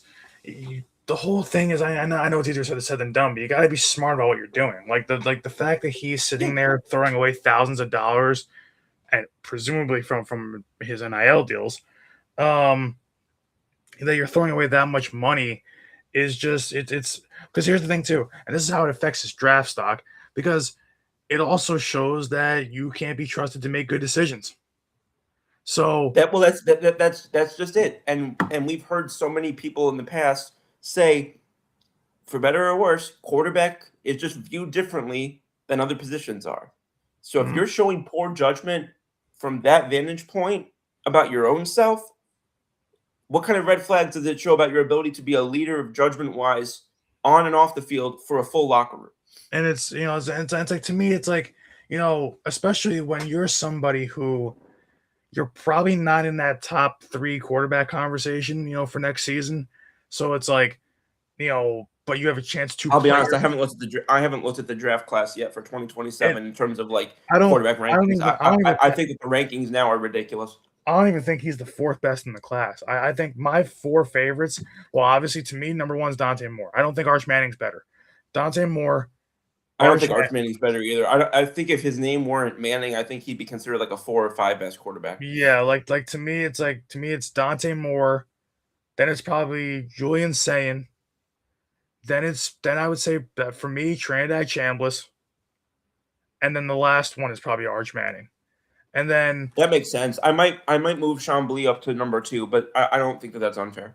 yeah, because like to me, like Sayin had a massive jump in his play as the season went on, and that was just him just being a real. He's a younger guy than Chambliss, so I think that he's got the higher. I think Chambliss has a higher floor, but I think Sayin is the higher ceiling. So I just pulled up the big board real quick just out of curiosity because PFF has a big board 2027 out for some godforsaken reason. yeah, Here's how they have it. Number 1 and 2nd overall, they have. Excuse me, I have the hiccups now. They have Julian Sayin from Ohio State. no, yeah, he shouldn't be first. Number 3 overall and number 2 quarterback, they got Dante Moore from Oregon. Number 3 and 6th overall, they got Arch Manning. Number 4 and 29th overall, they got, I don't even know how to say this last name, Drew Mestemaker from Oklahoma State. Yeah. Number 38 and whatever overall this is, I think, or I'm sorry, number 38 overall, and I think this is the 5th quarterback, CJ Carr out of Notre Dame. And then number 6 quarterback, 40th overall is where they have Brendan Sorsby. Yeah, I was saying Sorsby's not even a top. Like, if you want to make a case that he's maybe 5th, I could see it, but he's not even a top 4. Like, but the thing is, somebody like that, where he is considered one of those maybe top 6-ish quarterbacks, that kind of group there, and that you're not kind of in that top 3 range, where it's so it's like, it would behoove you to be smart going into next season and to kind of play your way into that conversation and improve their little blurb about him says Sorsby was the hottest name in the transfer portal coming from Cincinnati, where he threw 26 touchdowns and 5 picks. Most impressively, Sorsby took just 7 sacks and 114 pressures, the 2nd lowest rate in college football. He has all the tools to be a 1st overall draft pick with a big 2026 campaign. Well, looks like you just shat that out of the bed. Yep, it's like I look at the quarterbacks across the board, and I said it before everybody else did, and everybody was calling me crazy because I said before it was even a possibility that I will bring up my quarterback, since he could potentially be the first quarterback off the board next year, depending on how this season goes. I said at the end of last season, if I was Dante Moore, I would go back to school one more year. Everybody was like, no, his draft stock won't be higher than what it is now. No, I'm like, he's not ready. And I'm like, draft stock is so overrated to me because, again, it's not just about how high you go; it's about fit. You and I have both said this, and that's one reason why I again, I was kind of back or forth about Ty Simpson going to the draft this year, but that's one reason why I said whichever one he does, he's got to go to, it's not about how high he goes. It's, I'd rather see a quarterback because, again, who are the guys picking on the top of the draft? They're usually the ones that either have crap quarterbacks, crap situations, or both. Yeah. And so I'd rather see Ty Moore, or I'd rather see Dante Moore or Ty Simpson or whomever. I wish this on any quarterback. There's no quarterback I root against coming out of college football unless they played for Auburn, but that's beside the point. I'm just, Kurt, if you're watching, I'm just joking. But there's like, I typically would rather see a quarterback go lower than higher because, again, those are the ones that are in better position to succeed, obviously. That's why I think, and I've said this on the show in the past, especially on FAH, I typically think that teams drafting quarterbacks with like these top 10, top 12 picks typically are misguided. Because if they're picking that high, typically they probably have more needs than just quarterback. So why not stick things around them that will actually put them in a position to have a fighter chance when they're on the field and ready to go, whether that's as a rookie or whether that's after, a year of seasoning, like the Alex Smith Mahomes pipeline type thing. Mm-hmm. I did not understand, I wish teams would be more, prone to picking that up, but it's they get all googly eyed over these, can't miss prospects like your Trevor Lawrences of the world, your Joe Burrows of the world, your Caleb Williams of the world, and then leave these guys out there to freaking die. Yeah. And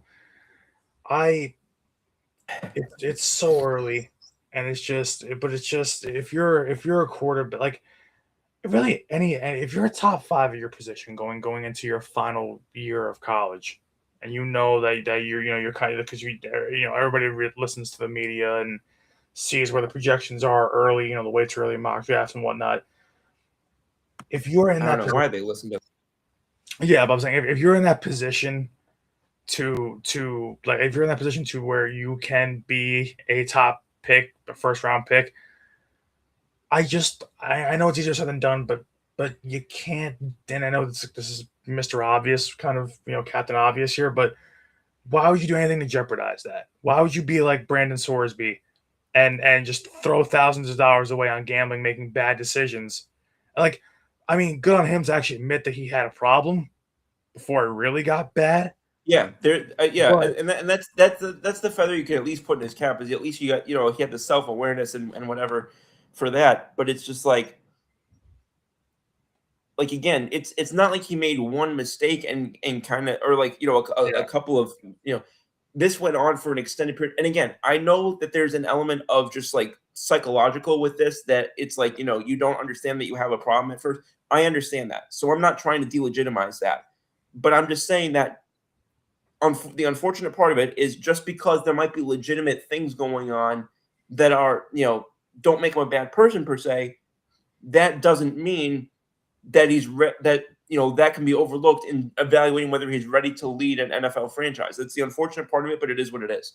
Because literally it's decision making on two fronts. It's decision making in the quite literal sense of, like, your personal decision making, and when the kind of choices that you make in your day-to-day life, and of course decision making on the field.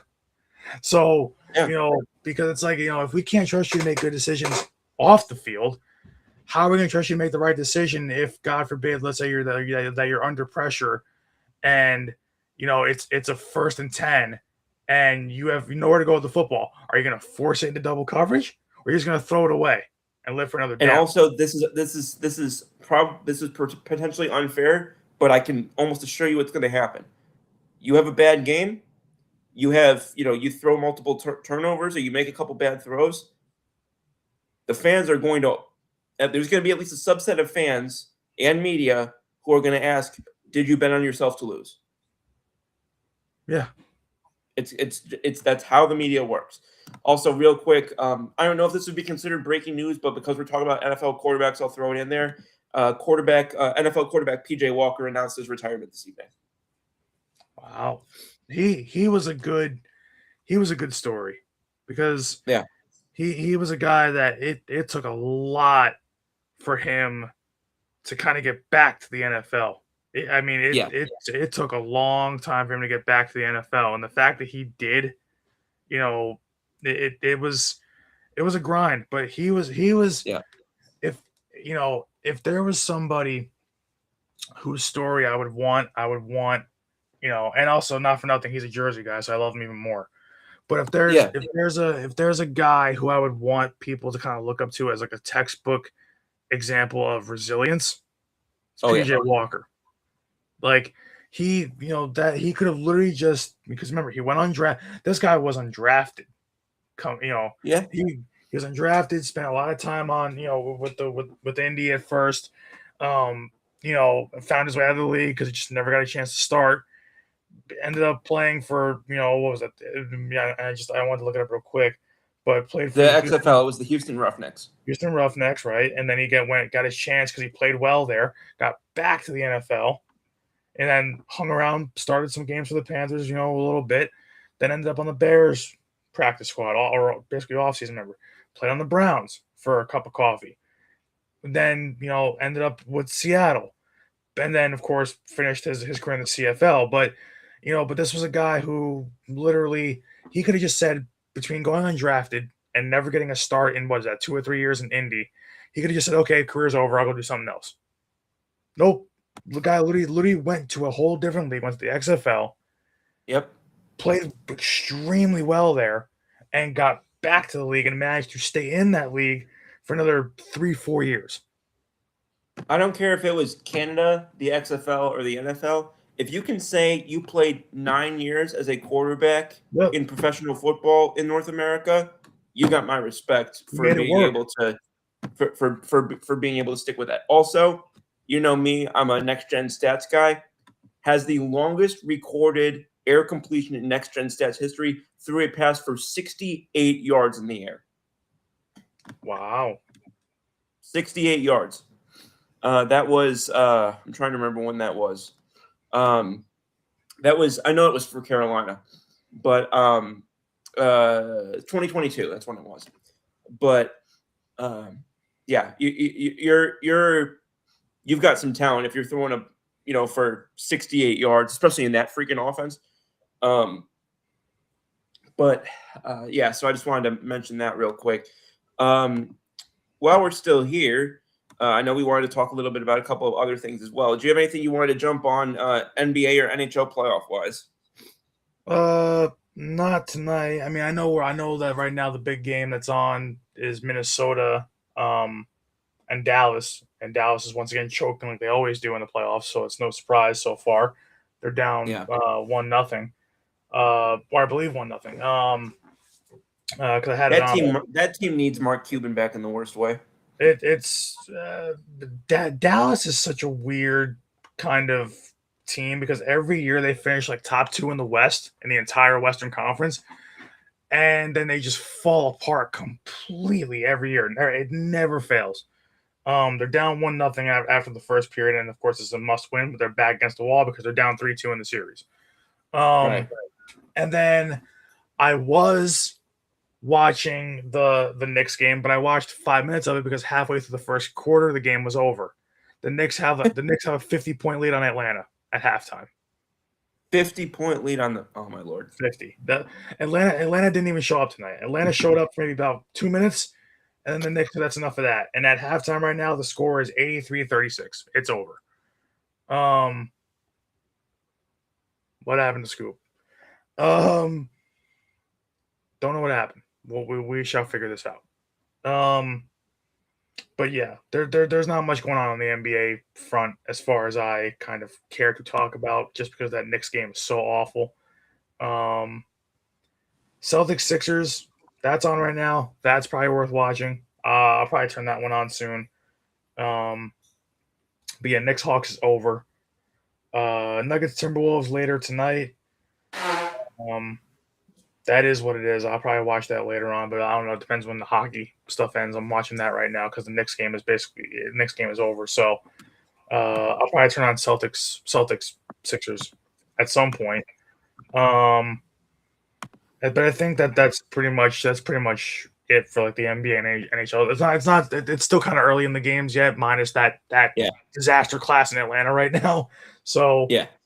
yeah, there's not much to talk about as far as those games go in the early going here. Yeah. There's and we're also kind of in like a weird spot where it's like the series that are going on. Obviously, nobody knows how things are going to unfold, but there's like a pretty strong perception as to how most of the series are going.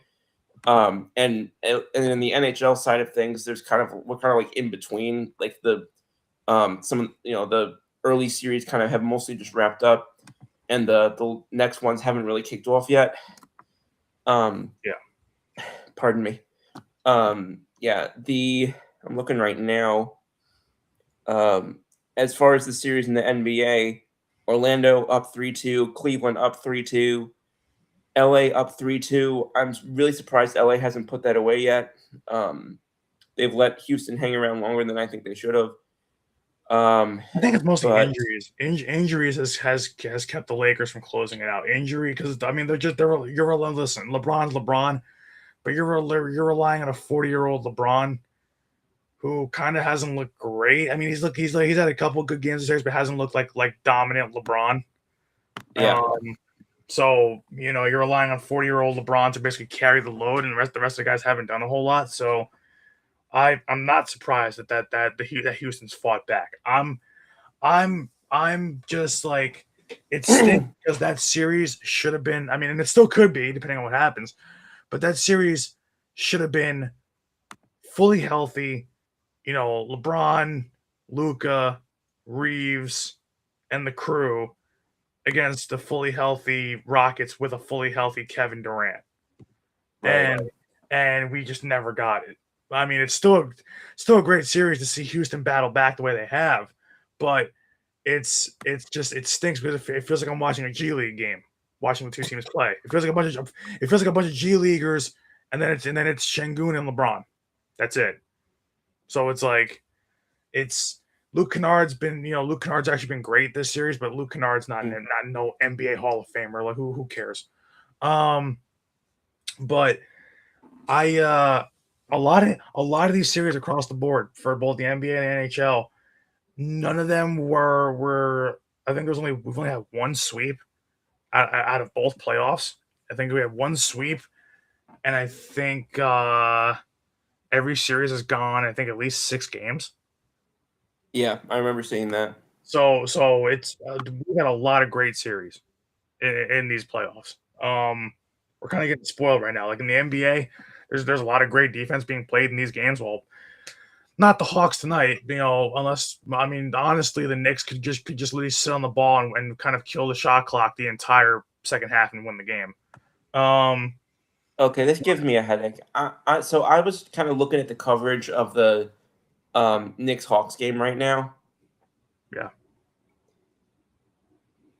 Someone just said F Trae Young. Trae Young has played for the Wizards for how many months now? Yeah. 2 months. Almost, yeah, 2, almost 3. Knicks fans.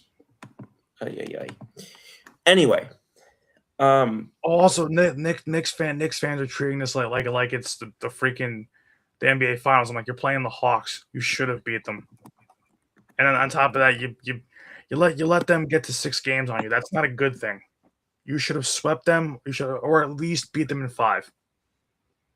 So that's I still don't think it's a great series for the Knicks. Yeah, you had one good game tonight, but I mean, you didn't play a great series against them as a whole.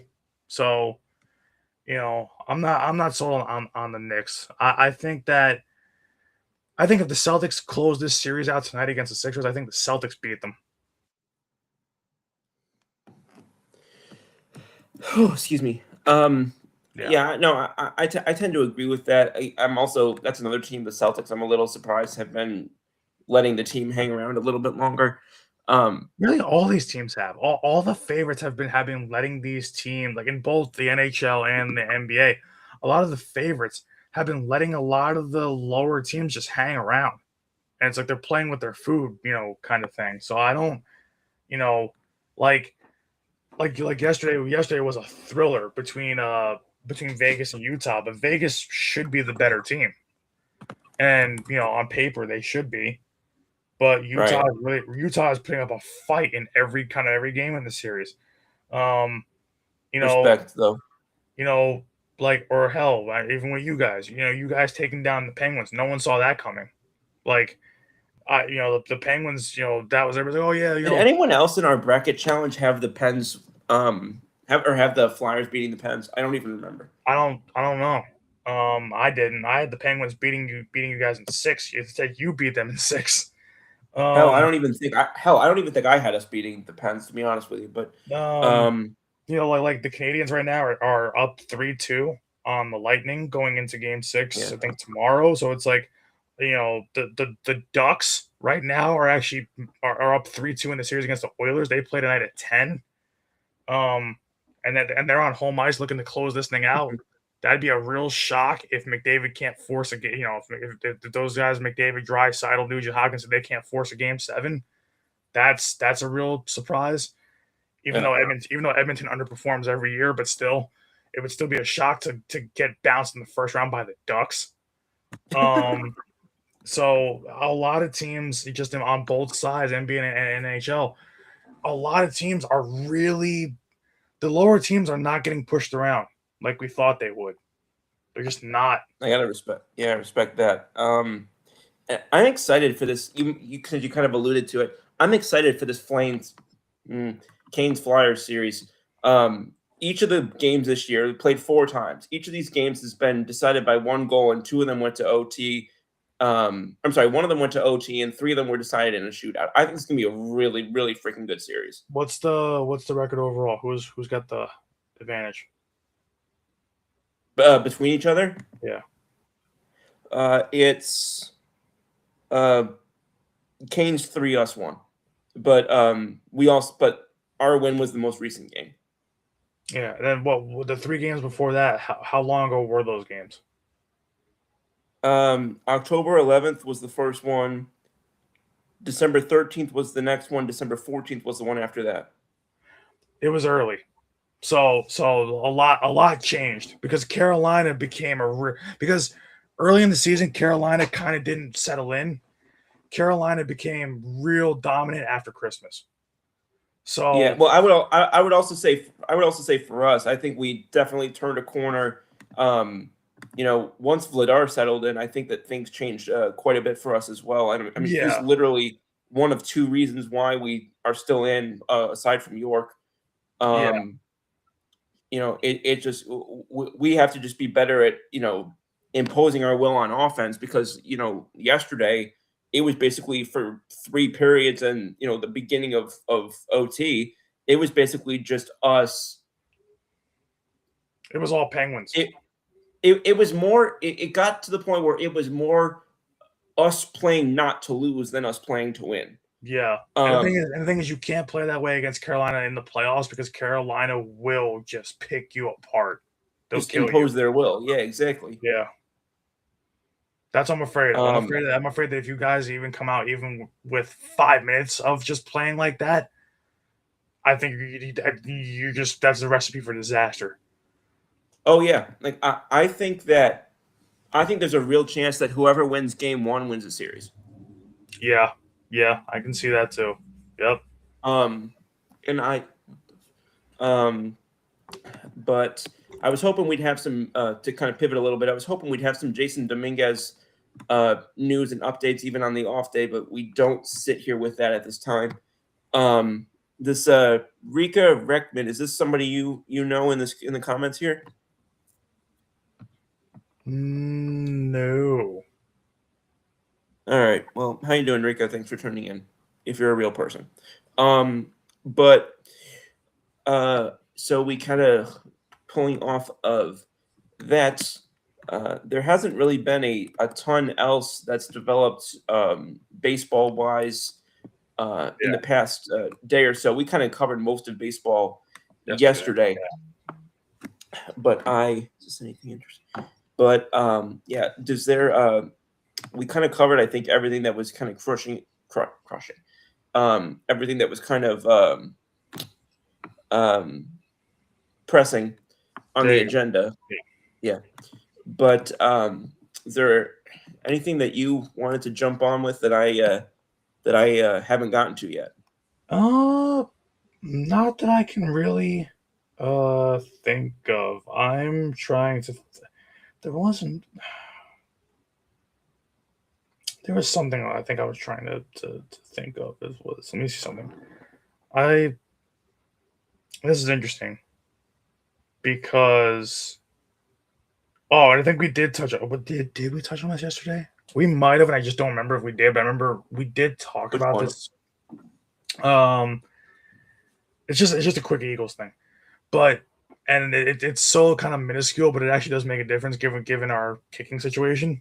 But the fact that we Yeah. brought in a kicker to challenge Jake Elliott. I think we talked about that, but I don't think we talked about it on the show. I think we talked about it like individually. Yeah, it's great to bring in. Now, here's what's really cool. Jake Elliott is going to be challenged by two kickers. Yep.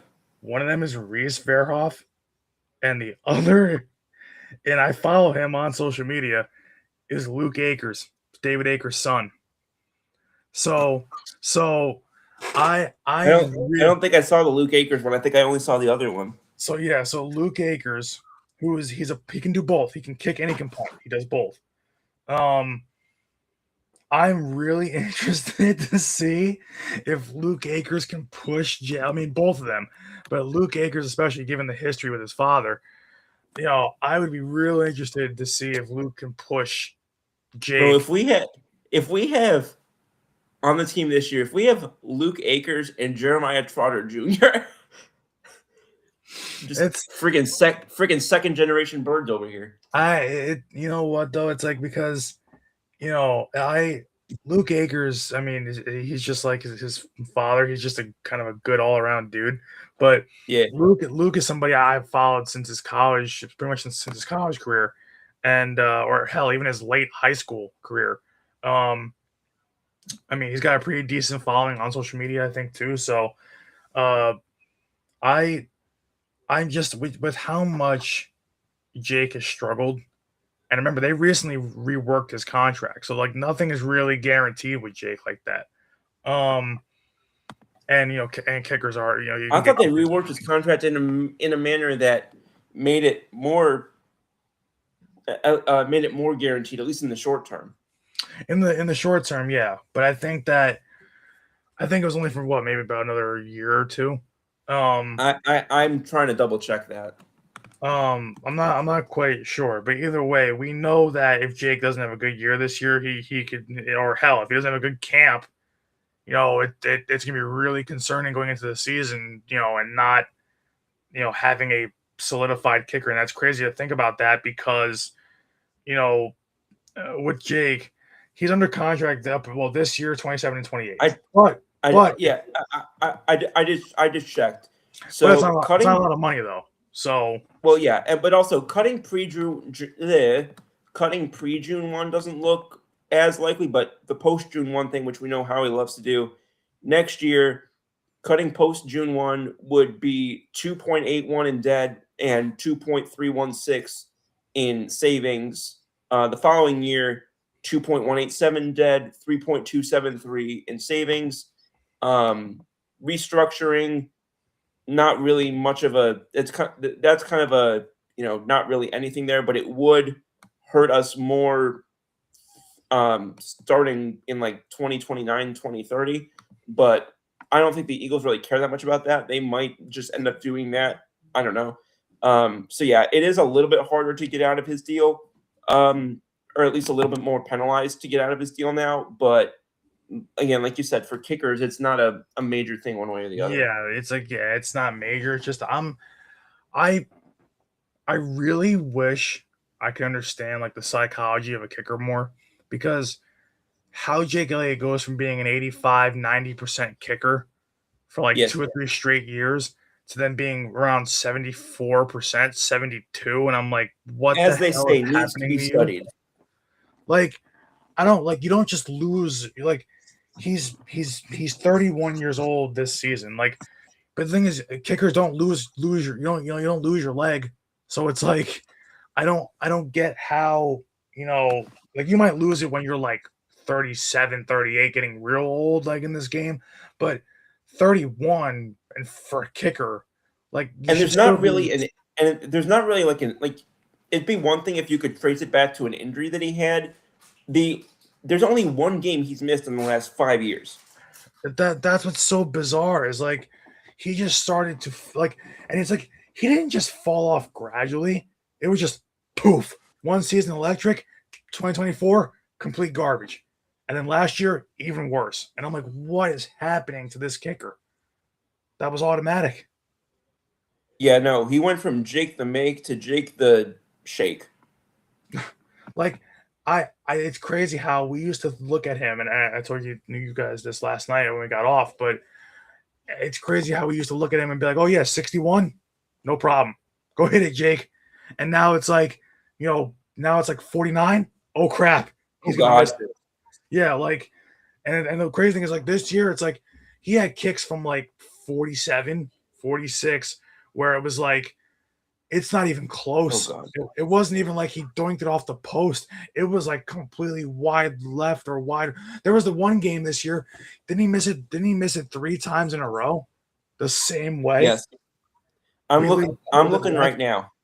I'm looking right now. Coming into this season, he from 50 or more, he was 30 for 45. Oh And then man. this year he was 4 for 8. Actually, it's funny. He actually was better this year than he was the year before. He only made 1 of 7 from 50 or more the year before. So he was actually better this year than the previous year. I think it's just because the playoffs helped. Like, I mean, I know it doesn't count for the regular season stats, but the Yeah, no, these are playoffs, only regular seasons. yeah, he was decent in the playoffs. I think he missed one kick, but he was decent in the playoffs last year. Why is Or the year before. touchback rate so much lower? Oh, is it because of that stupid new rule they have? It's the rule. Yeah, it's the landing zone rule. They basically don't want touchbacks anymore. So touchbacks are basically non-existent in the NFL now. I was so confused when I looked at that. But it's like, it's he was somebody. Like, it's just, hell. I mean, not for nothing, but he was. When people always ask, who was the catalyst for the first Super Bowl run? It was him. And what was that, week 3 against the Giants? When he drilled. I'll never forget where I was. I was at my my buddies that I grew up with, whom I ended up watching the Super Bowl 52 with. We're all Birds fans, and I was at their house when that happened, and we were just losing our freaking minds. Like, and it's crazy. It's like he didn't even clear it by much. It wasn't like a 61-yarder and he cleared it by like 8 yards. It was like it was a 61-yarder that barely snuck in the post, but it was just like you could tell from that moment on something kind of changed. The switch flipped in the team, and they went on that run. So it was just like it was insane. Well, it's also because he was a day 3 pick by the Bengals. Yeah. And then they picked him up. And again, they picked him up having had the issue. Like, they were having issues. They had the Cody Parkey. They had the Caleb Sturgis, I think it was. They had we didn't have great kickers for a while. No, because they were struggling to replace we had Alex Henry one year. Remember him? Yeah, shuckers. I'm trying to think of the here. Hang on. What Eagles kickers? There was what? There was Henry, Parkey. There was Sturgis. Well, Sturgis got hurt. That's why Jake Elliott even played that game to begin with in week 3. Because Sturgis was hurt. No. It was Alex Henry. My bad. I was That's what I thought. Because they had Henry, then Parkey, then Sturgis. Oh, I guess this was.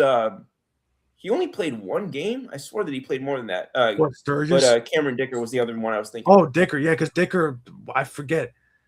That might have been a game where Jake himself got hurt, And Yeah, well, and that they might have been needed the a one kicker. game that might have been the one game that he missed that I was talking about earlier. Yeah, I think that was it because that was the game I think we had Dicker come in because we didn't have a kicker. So we literally brought in Dicker, and it's crazy. So it's like I'll be like, oh yeah, Dicker the kicker, And great now kicker, he's been with the Chargers. and he's phenomenal. He's a great kicker too. He is. I mean, he's probably next to who's your running back in the Madden League? Bijan. Yeah, next to Bijan, he's probably the guy that toasted me the most in our freaking Madden League Like I on like your team. I don't need to kick field goals like for me because I'm just in the end zone. Like I don't need I don't need to kick field goals. Like I have Cam Little. He says, I have Cam Little for no reason. So "Hey there, Swifty Scoops, go Avs. Who cares about the Nuggets and the Rockies, even though they are doing better?" I mean, I care about the Rockies because they got my guy leading their front office and Paul DePodesta. I also care about the Rockets a little bit because they got a guy from our hometown. At least they did for a little while. I think he's still there. I'm checking their roster real quick to just see if I'm accurate on that. Because I'm pretty sure he's still there.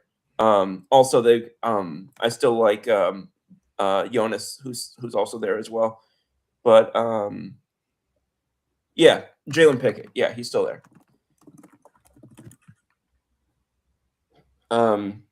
So I keep my eye on them a little bit, but not particularly regularly. But first and foremost, go Broncos. That's another team I didn't love the draft that they had, but again,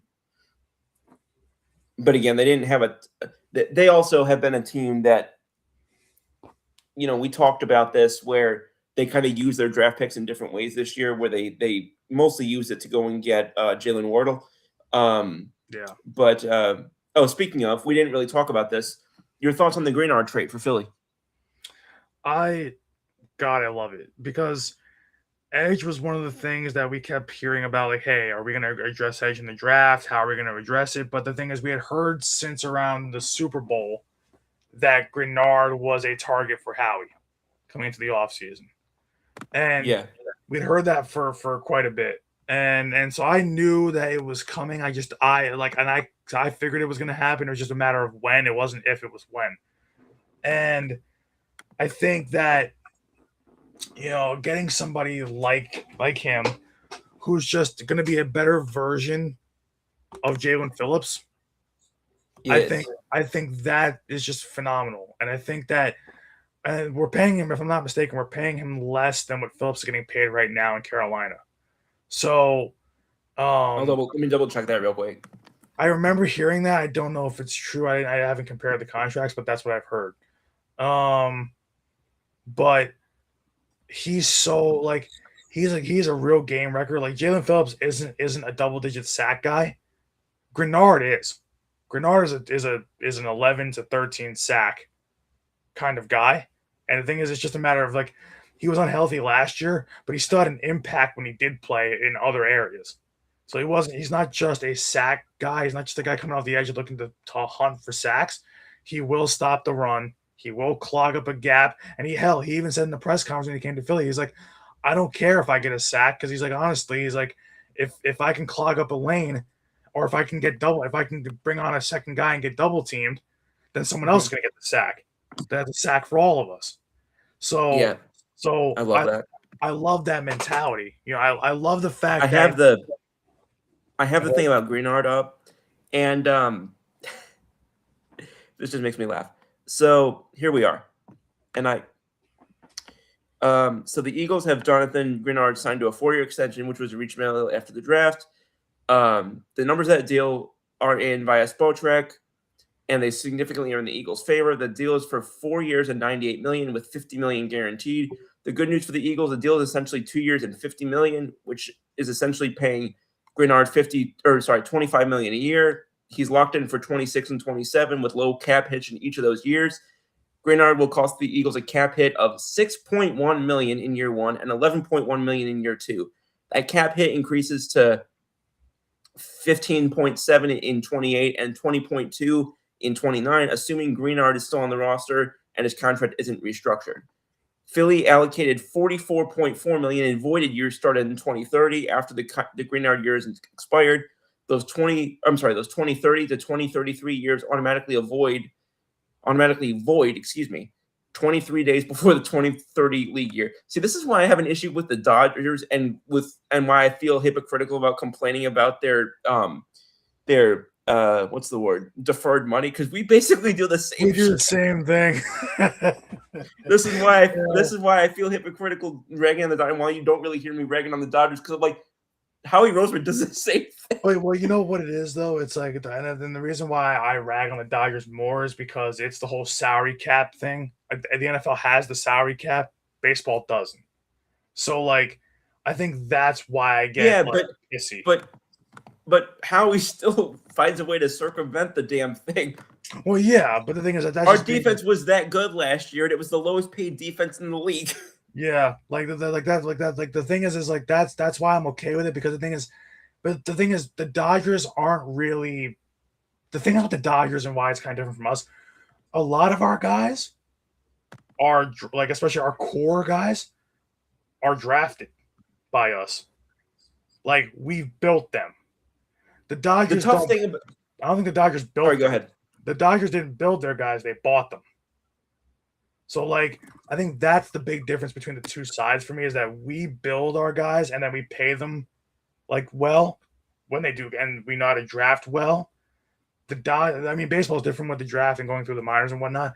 But well, yeah, that's one thing I was going to mention, was that's kind of the tough thing there. Yeah, but the thing is like development for a lot of teams is different. Like, we develop our guys really well.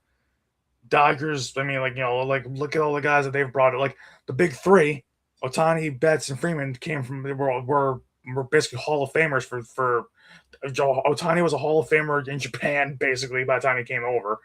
I'm looking right now that they have 12 guys were homegrown, 12 guys were free agents, 15 were trades, 1 was waivers. I have no idea who the waivers guy was.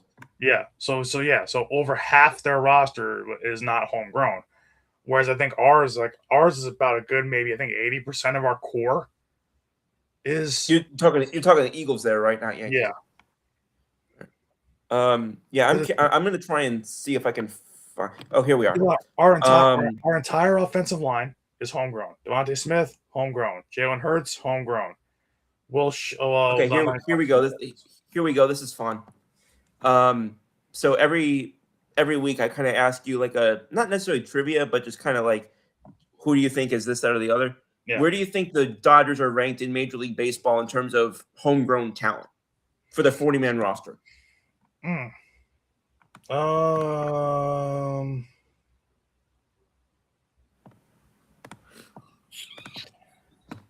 Just based on what we're talking about, and based on kind of how the direction of that question I think is leading me towards, I'm going to say that they're probably somewhere, in the top 5, like 4.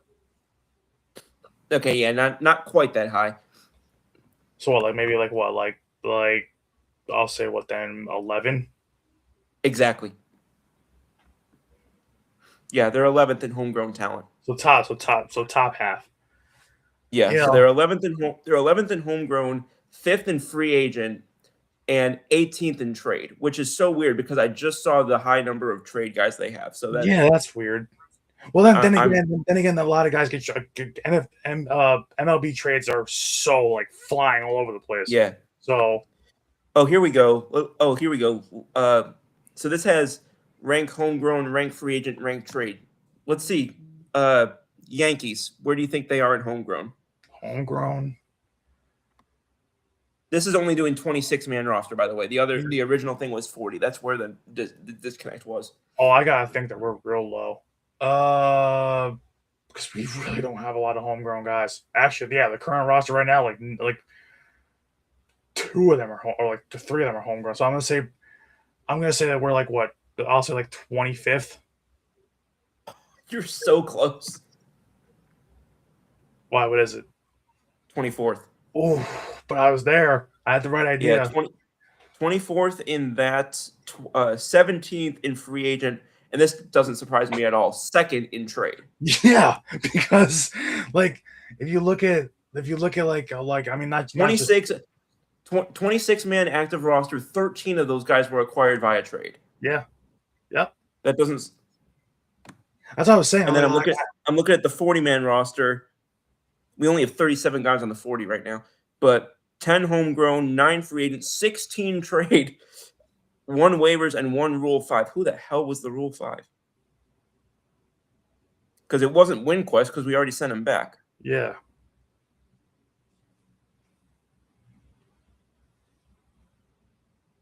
Only you would know that. I don't dig that deep into the roster. Oh, it was Kervin Castro. We picked him up from Houston. I don't even know who. I don't even know who that was. He's a reliever. He's the kind of guy who, like, every time we bring back freaking Yuri De Los Santos, he's the guy that always is like, it could be him or De Los Santos. Like, Castro is like always the other name that's brought up, but he's like, as they say, always the bridesmaid, never the bride. Yeah. Man, I want to see how our prospects have been doing this year. Because I meant to talk about that a couple weeks ago and I never did. So Spencer Jones, George Lombard. Oh, that's what I wanted to talk about. I knew there was one thing I forgot to talk about. George Lombard made it to AAA this week. Love it. Absolutely love it. He's been raking in AA. And the thing is, we know the glove is ready. It's just, hey, is your bat ready to go? All right. Like, I didn't think he was gonna get called up to AAA until the trade deadline, like the All-Star break / trade deadline. I thought maybe somewhere around there, like July. So I'm surprised it's a little bit early than I would have thought. But I love it because if he really hits, then by the end of this season, he'll probably be on the opening day roster next year if there's baseball. So I love that he's getting a real chance now at AAA. He's gonna get probably the rest of the season at AAA, and we're gonna really see if he can hit that next level with the bat. Because double A, he was killing it. You couldn't keep him down there forever. There was no way they were gonna keep him down there the whole for the whole season. So just not with that batting average and not with that OPS and all these different things. It wasn't gonna happen. No. But we knew the glove was ready. It's just, is the bat ready? And the bat is looking more and more like each day that it's getting ready. So looks good. I love it. I love the fact he's getting the shot. And the thing is, just in his call up video that they did, the little hidden camera thing, I love his attitude in that moment. Same here. Like he just looks like he's hungry, like he's ready to go get it. Oh, absolutely. And even the quotes from Aaron Judge were talking about that, and basically said, and he said, it's one thing to hear it from the GM and from the scouts and whatever. Aaron Judge said this guy's got the temperament to succeed in New York, and to hear that from the captain, just as they say, it hits different. You know what I'm saying? And the best part is, like, okay, so it's like, you look at his numbers, right? Wow, now Dallas just took the lead 2-1 over Minnesota towards the end of the second. This is going to be an interesting finish in this last period. But, you look at his numbers in AA, basically across 2 years, more or less, because that's how long he was in AA for. So across 2 years in AA, between last year and the early part of this year, last year, 108 games at Somerset, 8 home runs, 36 RBIs, but 24 stolen bases, 24 doubles, 4 triples. He had 84 hits in just 108 games. So, it wasn't the best average, but throughout the season he got better. He started off hot, started off cold, and got better. So, you saw improvement there as the season went along.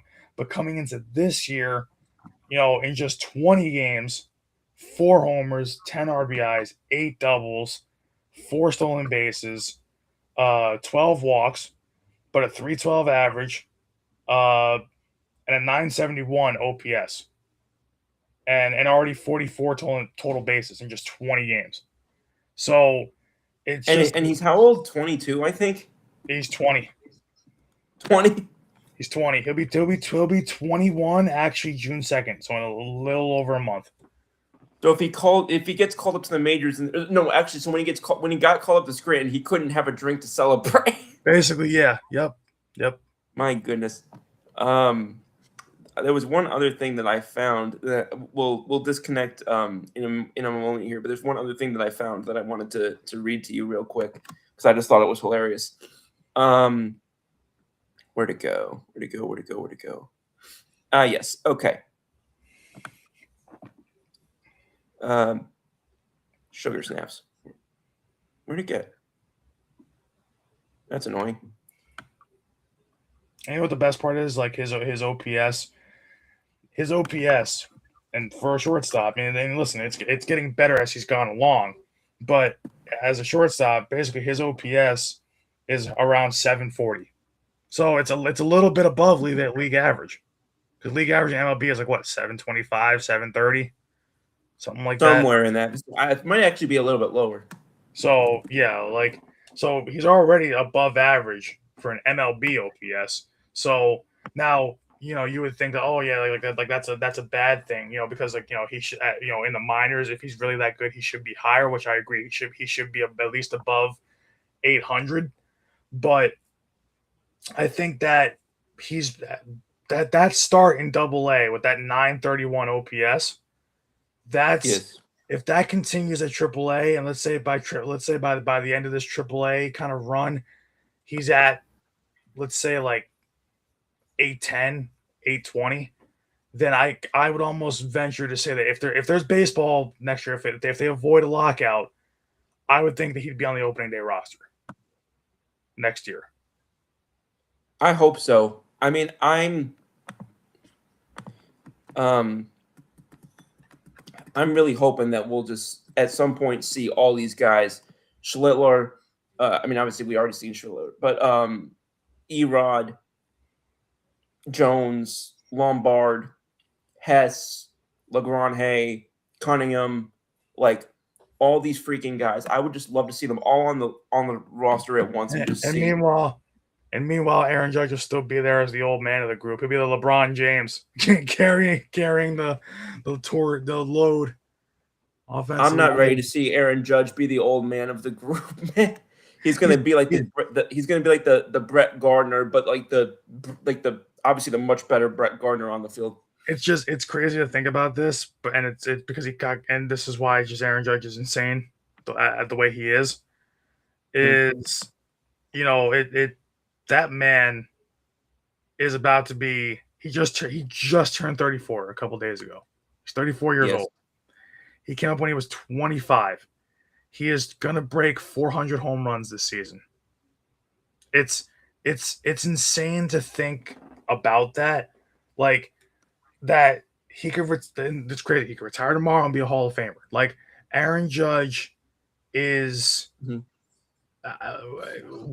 We know that he's arguably the greatest right-handed hitter of all time. I found it. Sorry, I didn't mean to interrupt you. No, go ahead.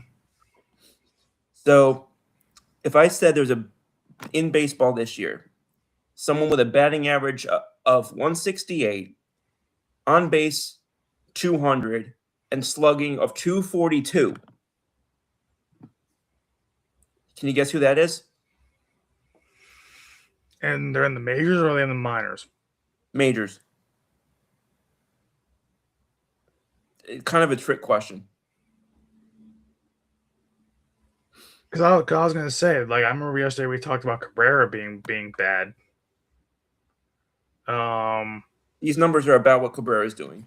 Yeah, that's what I'm saying. But I know it's not him. So no, who is it? It's everybody combined against Cam Schlittler. Wow. You know what though? That does not surprise me. Doesn't surprise me. That's how good he is. And it's when Cam Schlittler can throw 3 different fastballs and they all come out of the same arm angle, same tunnel, and they all have wicked movement. One of them is basically a rise ball. One of them's a cutter that has late life, and one of them is basically like it just his sinker just drops. or it's like, or hell, he like, and then of course now he's working on a fourth pitch, even though technically all he is a fastball thrower.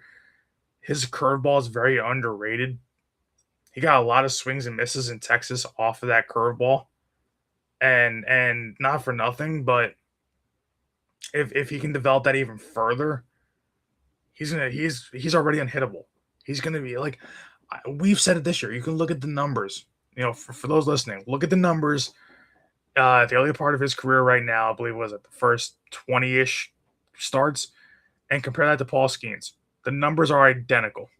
ERA identical, win-loss identical. I think win-loss, maybe not win-loss, but ERA identical, like hits given up identical. It's like all these different numbers across the board, identical to Paul Skeens. Cam Schlittler right now, and also I think as of right now in the early going, I mean, we don't want to jinx it, but this is true. I saw this today. Cam Schlittler has the second best odds to win. I see you, Scoop. Schlittler's got the second best odds, I think, right now of winning the AL Cy Young. So, if he continues to play like this and then, through June at least, he'll definitely earn an all-star nod. And like the way I felt about Max Fried last year until the finger blister, because Max Fried last year to me without the finger blister would have been the AL Cy Young winner. That's just to me, that's just a fact. You can look at the numbers. I think that Schlittler, if he continues to do what he's doing, there's no way he won't be the AL Cy Young winner. It's gonna be hard because this is the first time he's got a lot of. Finally, it's gonna be hard for Schlittler to get the Cy Young because this is his first full year of work, and they're gonna watch his innings as he progresses later on in the year. But honestly, if he keeps giving you 6 innings a start and keeps giving you basically 2-run ball or less, he's gonna win the Cy Young. If he does that, he's gonna win the Cy Young. So it's just he's incredible. And then the fact that's the batting average and OPS that you mentioned, like, oh my god, it doesn't surprise me. He's damn near unhittable. I was watching something today with Mark DeRosa on MLB Network. I love the breakdowns that he does, even though apparently he's not a good manager. I love the breakdowns that he does. Yeah. And he basically was saying, he's like, what makes him different is he does this. He doesn't do the typical fastball off speed, like breaking. Like he's like, that's what I mentioned. Yeah, I was saying that to people listening too. Like everything that he throws at you is a variation of a fastball.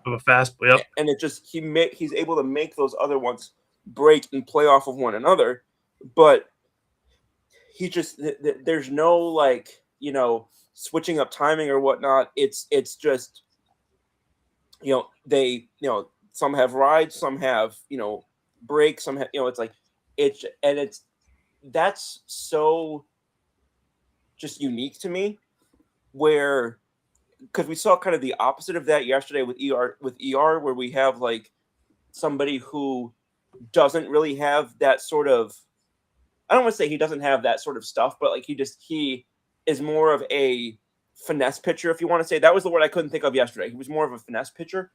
Cam Schlitter is more of a Schlitter. Yeah. No, go ahead.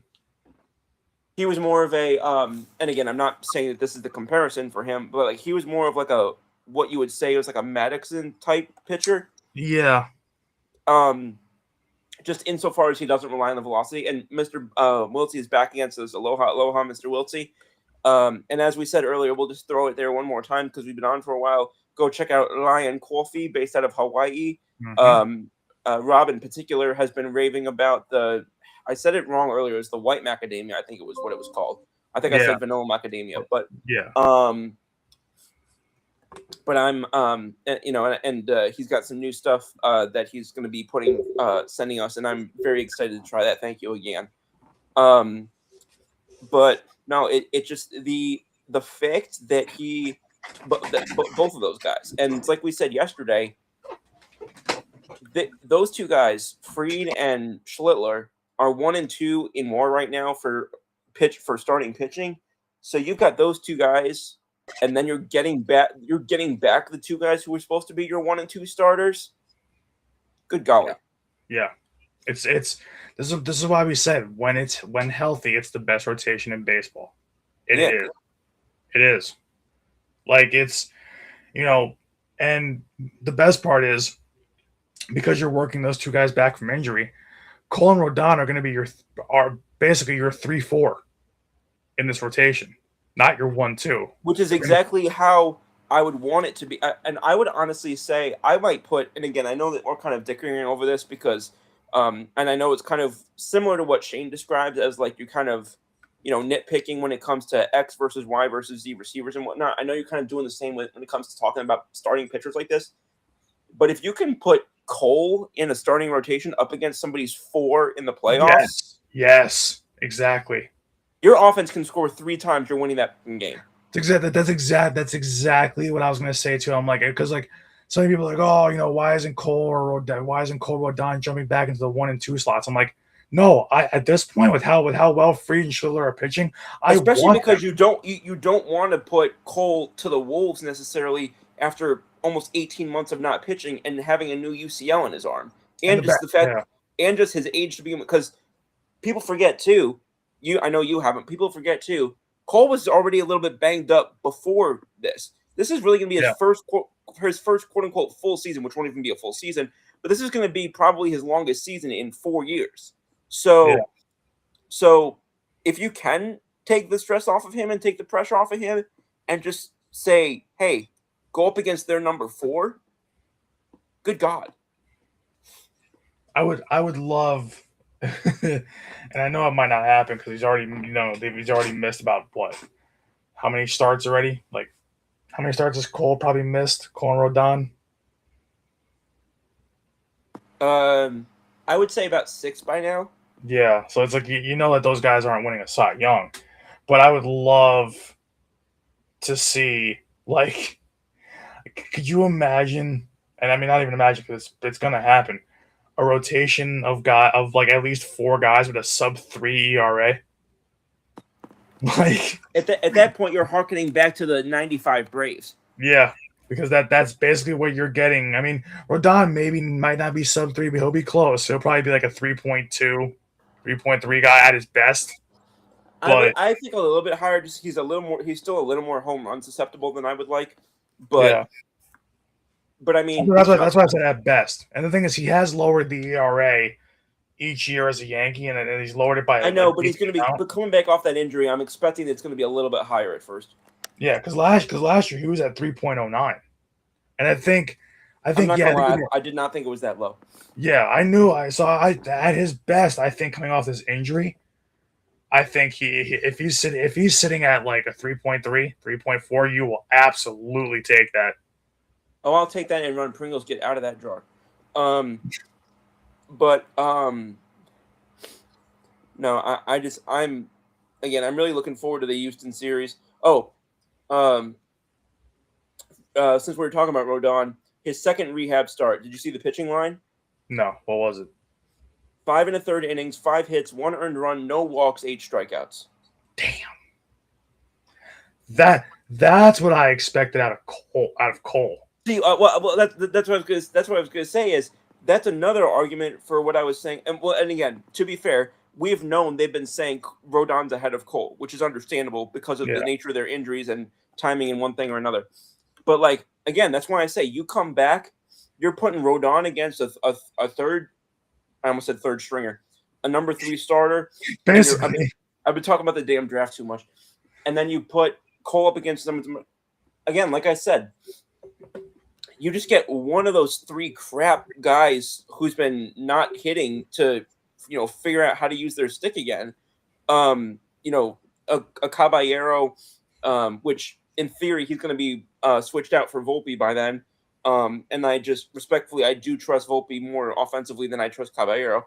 Because Caballero, to me, I think he was always expected to be kind of like a late game defensive and steals, like a I'm going back way in time now, but like a Greg Allen type of guy. So I think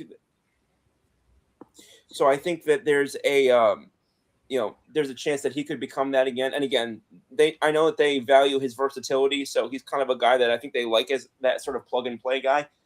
But if it's Caballero or Volpe, I'll put them in the same thing. Or if Jazz gets his head out of his, or if Ryan McMahon, really any of those guys, or if we see another level come up from a Grisham or a Bellinger, hopefully. Even though he's not been as bad, he's been probably the guy who's been as far away from my expectations as I would say. He hasn't been the worst of the hitters, but he's been the furthest away from what I would want and expect from him. Yeah. But I mean, you get one or two of those guys as well as that pitching. I don't know what I just did with my hands, but all right. So we have now officially gone way longer than we expected, as we do every week. But you have anything that you want to cover real quick before I take us out? No, actually, we were able to hit on those last few things that we wanted to, even though we were going to end the show like 45 minutes ago. But the thing is, we were actually able to find a couple things that we knew we were missing. So it's a good thing we actually covered some of the back end stuff that we kind of forgot about. So yeah, no, I think we hit everything. I think we're good. I'm good. Understandable. And again, just want to say thank you to everybody who tuned in tonight, and thank you again to Rob for everything he did yesterday. Also, I want to do a group shout out saying thank you for the guys who took over last week for the draft while I was obviously on the ground there. You specifically, obviously, Rob. We had visits coming in from Shane. We had I don't want to get his name wrong. Was it Tanner? Tanner. Yeah. Tanner. And then we had our Steeler squealer, Mr. I always call him Alec. I always call him Alec, but yes, Adam. Excuse me. All of y'all were awesome. I've rewatched the draft coverage multiple times. I've loved hearing both the analysis, but also the little sort of clips in between. Really, what I always say that I love about sports commentary in general, or analysis and podcasting in general, is that sort of blend between analysis and entertainment. And it was S tier on both. And I think that, like I said, going into the draft, I said teams are going to have great drafts this week. I said, but the best team is the team that we've got here. So, I appreciate it, and I look forward to having the whole crew back together again soon when we get Rob back next week, and hopefully Shane and Tanner and Adam will be able to make their appearances throughout the next few months as well. Yeah. All right. So for the whole group and for everybody who tuned in tonight, thank you again. And we will see y'all again next week, the 7th of May, 2026. Same Scoop time, same Scoop channel, Scoop and Brandon out. Have a good night, y'all.